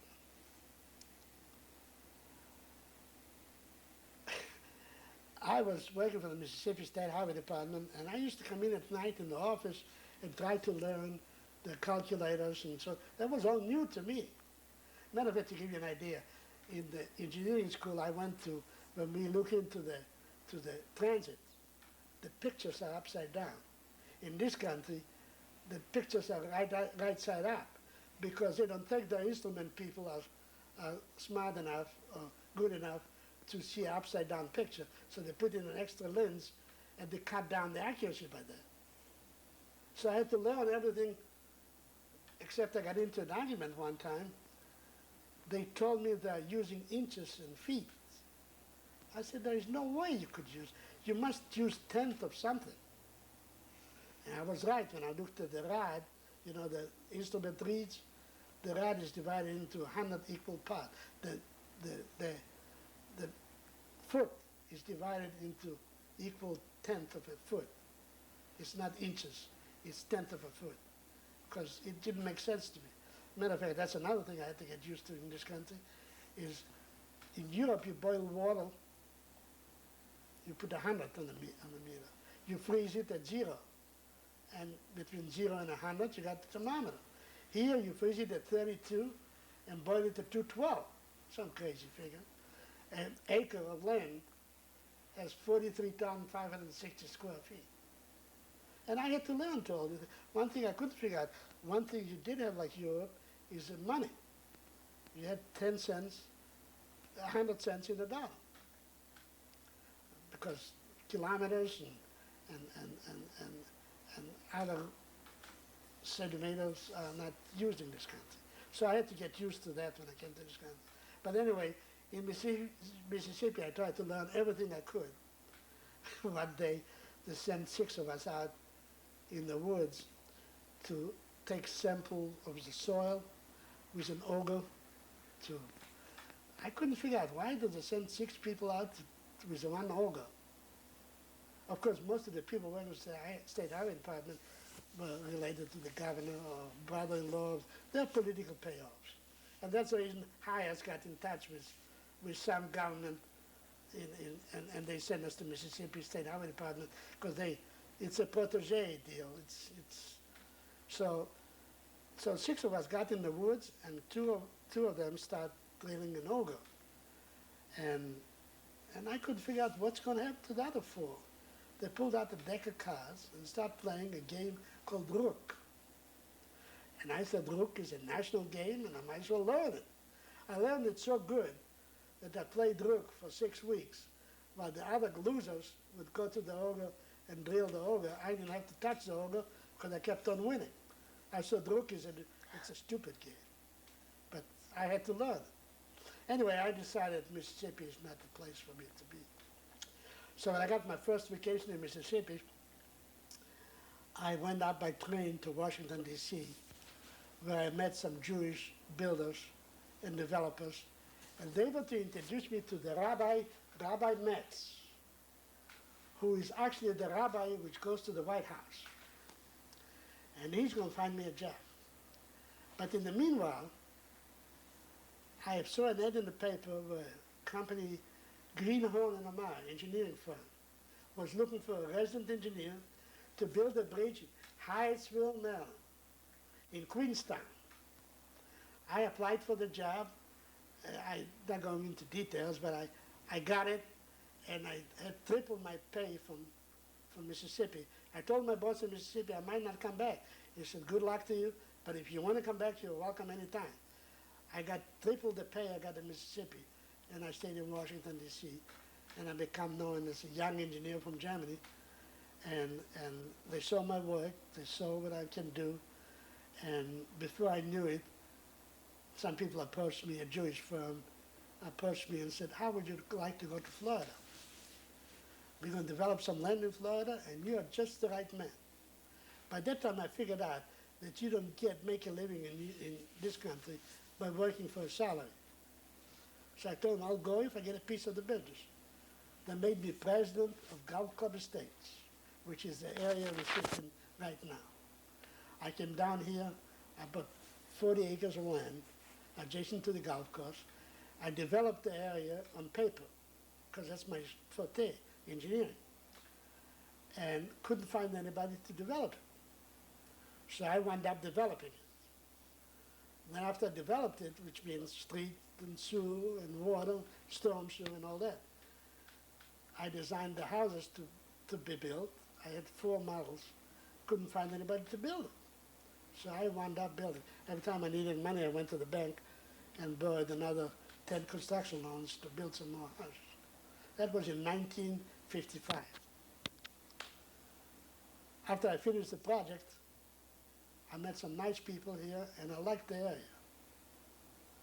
So I went to school to the University of Florida one time for 2 weeks, and had to write a 9-hour exam, how to become a real estate appraiser. Then they had a course, it was given by the Institute of Real Estate Appraiser from Chicago. And I went to Georgia and took a course in testifying in court in condemnation cases. Anyway, to make a long story short, I became a known qualified appraisers in town.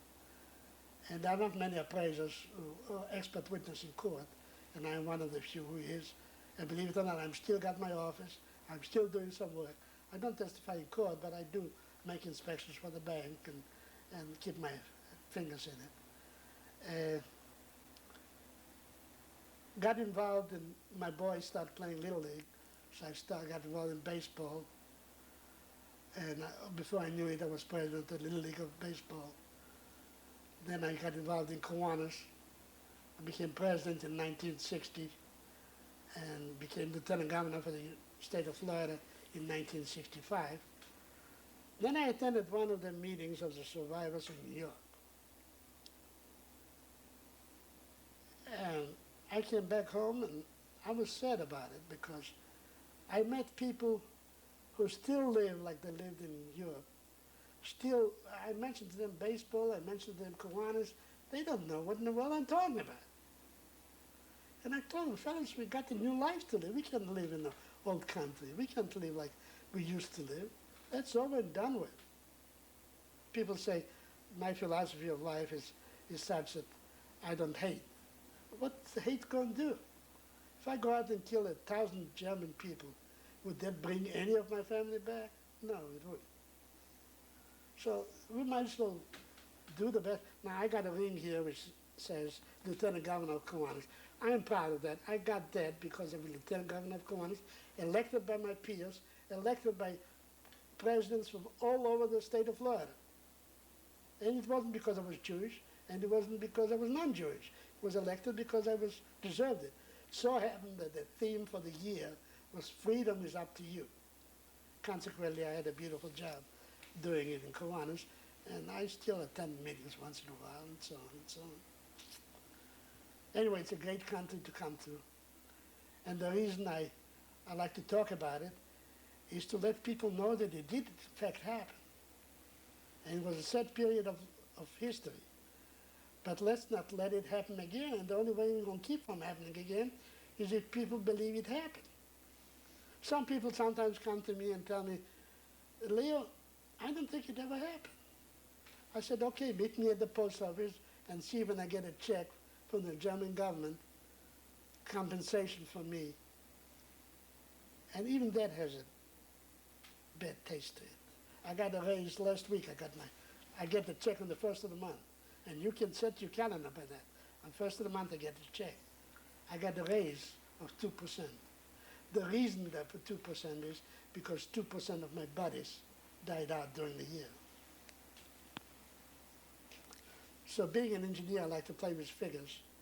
And I figured it at one time, if I live to be 114, I'll get $1 billion a year. And I might do it just to spite the German people. Is there anything that you would like to say to your family, to the community, to people who will see this tape about the lessons from the Holocaust, about your life?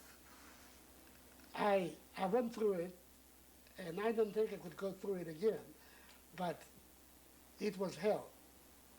You become an animal. You lose complete control of your desires, of your needs, of your life, and so on.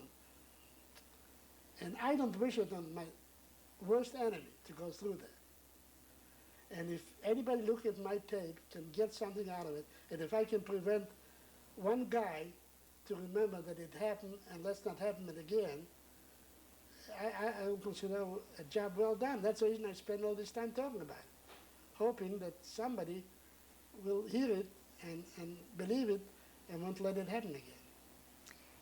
How did your experience in the Holocaust affect the way you think about your Judaism and about your family and the next generations? Back home, I was Orthodox Jew. I'm not Pal.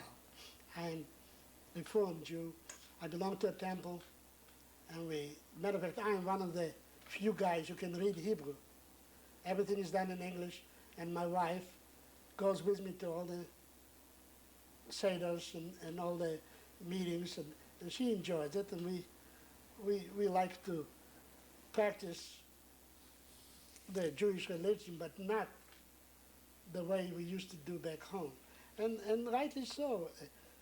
We don't eat ham because way back then when the rabbi said don't eat ham was because of good reason. The ham was a carrier with trichidosis, and the only way to stop it is don't eat it. But if they had refrigeration then, like we do now, I'm sure they could eat ham and like I do now and live a long life. So as far as religion, I know I'm Jew. I went through hell because I'm Jewish. I'm not about to. Matter of fact, the judge asked me when I became a citizen on May 11th, 1955, Mr. Bernstein, do you want to change your name? Now is the time to change it. I said, Judge, Your Honor, I went through H with that name. I might as well stick with it and keep it for the rest of my life. Any final thoughts?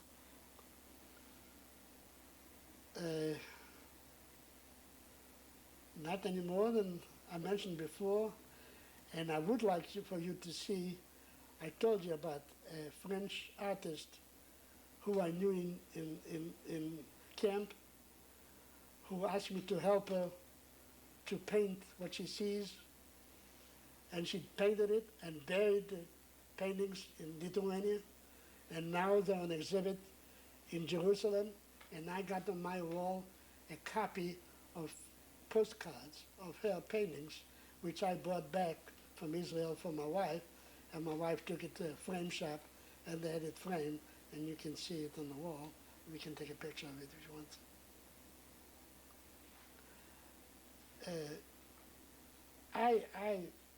I'm just a small guy who lived a life. I went through hell to get here. I'm enjoying life. I like classical music, as you can see from my collection. Of course, there's no wonder, because when we were brought up, I saw an opera and a symphony and a concert before I went to the movies. Here, you don't, I have to introduce everybody to opera and symphony. But, and for us to go through what we did, we might have lost some of it, some polish, but we're trying to come back and be a normal human being again. And the only regrets I have is I could have gone to Israel all my life. I wanted to go to Israel and live there. But I just too worn out. So in this country, I'm happy and I do what I want to do. I'm enjoying life.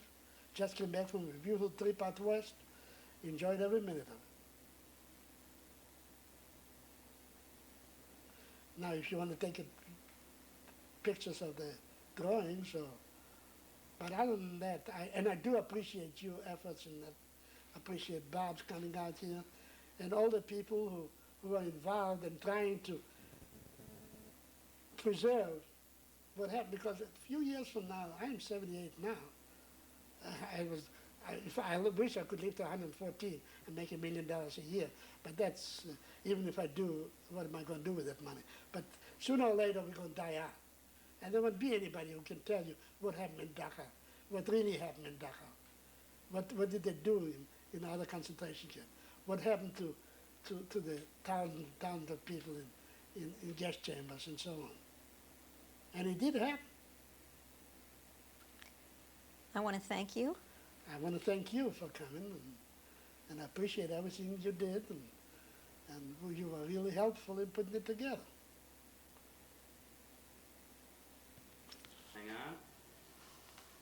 Now I'll make a little. Whenever you're ready, go ahead. Short. When I was in Kovna Ghetto, I met a young lady from Paris, France, who was really talented, and she wanted to paint what she sees here, and she asked me to help her to get some cardboards to do some charcoal etching, and I helped her get it, and then she painted it. She sketched it all, and then we buried it together in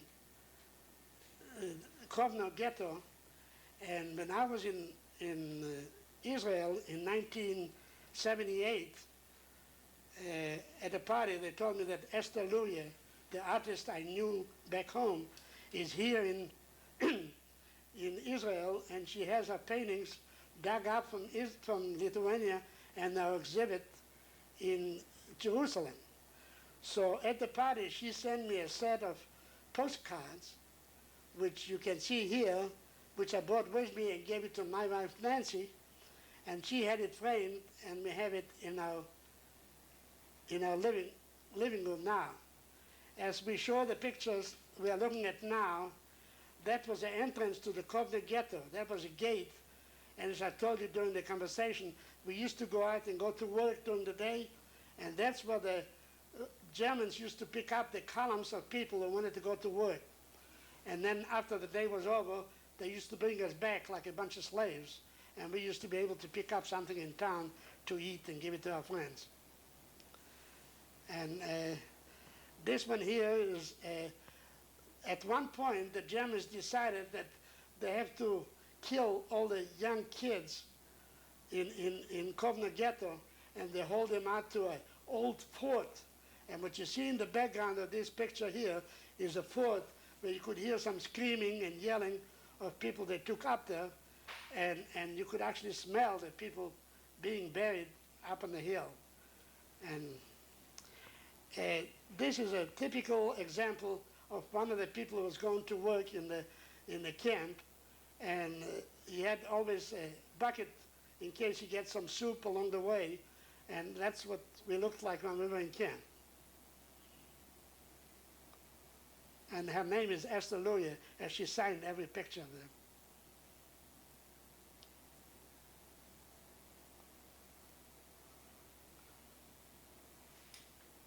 Okay. Tell me when to. Okay. This is our hospital, and it was burned down by the Germans because they didn't figure we need a hospital. When we get sick, that's about all we have to do is die from whatever sickness we have. So they didn't think we need a hospital in the ghetto, and they burned it down.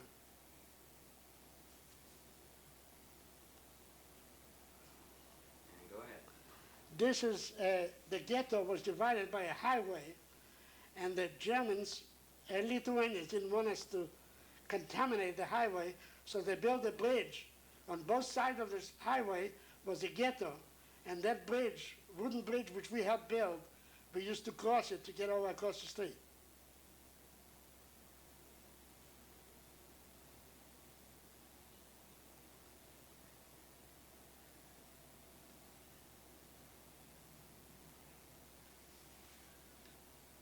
Okay.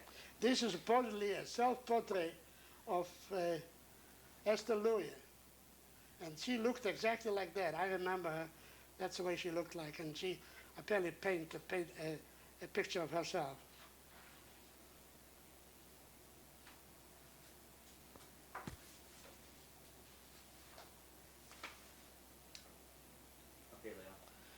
This is a lady, one of the inmates, got the extra bowl of soup, so she's sitting down. As you can see, she got the yellow star on her back, and she's trying to eat all she can while nobody else is around.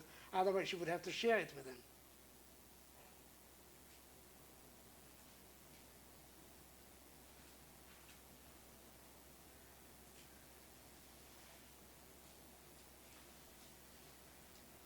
Okay, go ahead.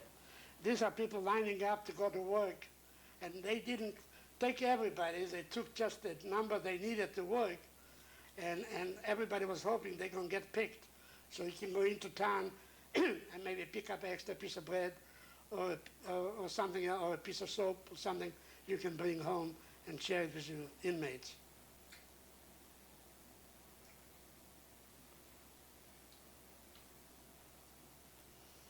Okay. This is a painting showing the fence, and the guard you can see there is a Lithuanian guard, because they didn't have enough Germans to guard us, so they had the Lithuanian guards who really enjoyed, and they really tried to play the almighty God with us, and they used to give us some extra food through the barbed wire, but we had to pay dearly for it.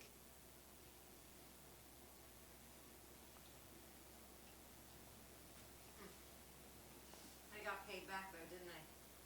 Okay, Leo. By the army. This is probably one of the bedrooms look like. You can see what conditions we had to live in. In a room like that, we had at least 5, 6 people trying to sleep. And of course, the Lithuanians used to come in and help themselves if they find anything they can use.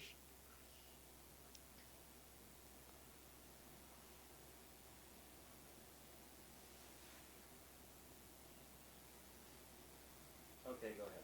This is a street scene of inside the ghetto, and you can see how narrow the streets were and how crowded the conditions were, and we just lived like bums. Anywhere you could find a place to lay your head down.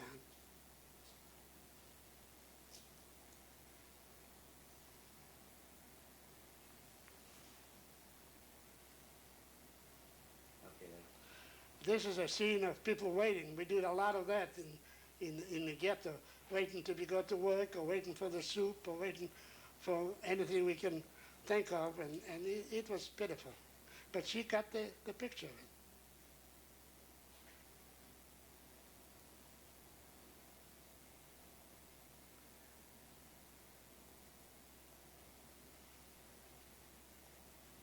Okay, Leo. Some people say the second one from the right is supposed to be me. She tried to paint me lining up to go to work in the morning. You can see how we are bundled up and carried anything we could, and look at our shoes, and look at our jackets, and that was still in Corner. When we got to Dachau, it was worse than that.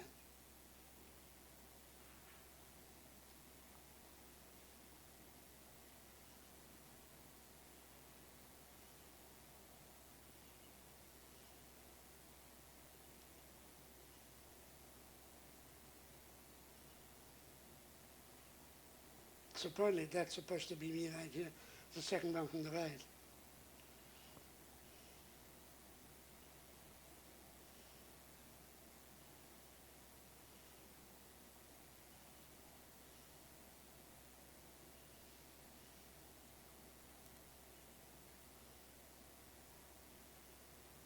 Comment on that too, Bob? Yes, you can go right ahead. Okay.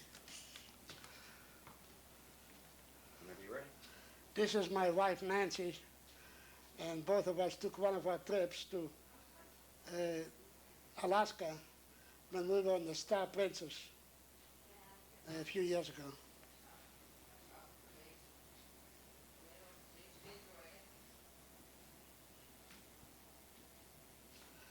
And we just recently celebrated our 17th anniversary. To be exact, we are married on May 24th, 1980. Okay, this is a family picture we had when we celebrated our 5th anniversary of our wedding, and that was also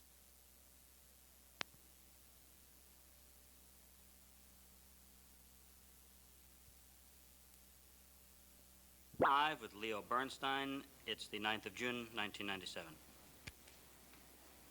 Okay. Amazing how much I'll give you better that it looks back. on the monitor. Look at that. Beautiful. Okay, this is good. You need to see the picture of the two of you. Okay, so you can tell us about that one, Leo, while we're doing it.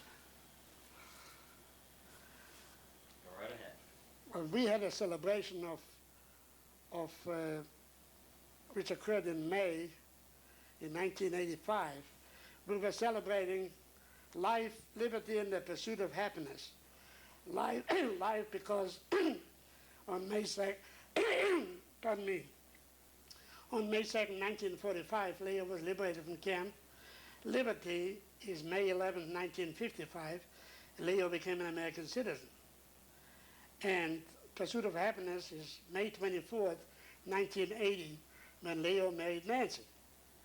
And this picture was held at the Yacht Club, and we invited some people from all walks of life, friends of ours in Melbourne for a few years. And the chef really went out of the way to make it a nice party. He carved out an eagle out of ice, and every table had an American flag on it. And what you see in the picture is starting from the left. That's me. Next to me is Nancy.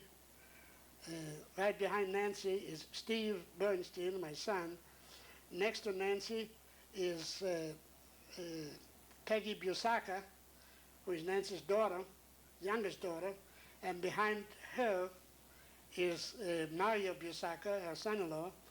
And in front of Mario is Dickie, which is Nancy's oldest daughter. And the guy who holds her next to it is her son, Jamie. And to the left of Jamie is Nancy's son, who is a doctor in Miami. He's teaching pathology at the University of Miami. To his left is Jane Pollock. You remember during the conversation I told you about my older sister married a Polacek? The guy on the end, on the father's right, as we look at it, is Charles Pollock. He's the son of my oldest sister. He used to be Polacek, and he's the one who caught the last ship from Lithuania into United States in 1939. They live in Selma, Alabama.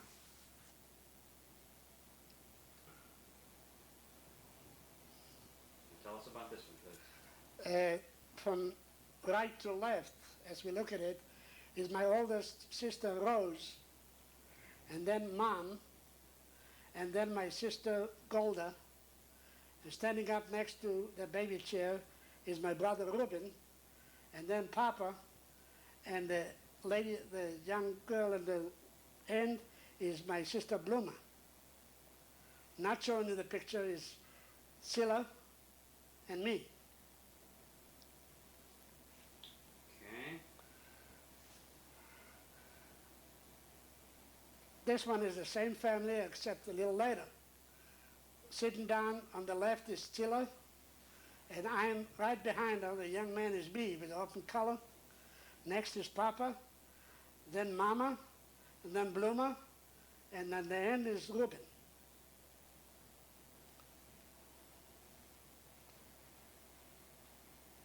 Okay, Leo. From left to right, as we look at it, is Yasha Goldberg. Next to him is Bobby, his son. Next to him is my brother Ruben, and I am on the end. That picture must have been taken in 1946. Where was it taken? That in Munich, Germany.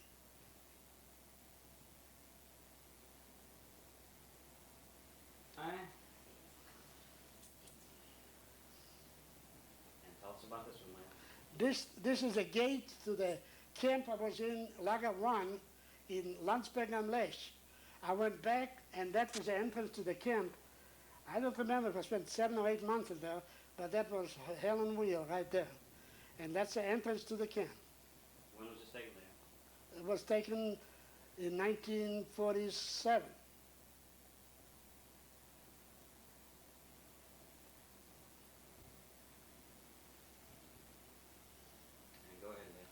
This is a group of former inmates of the concentration camp.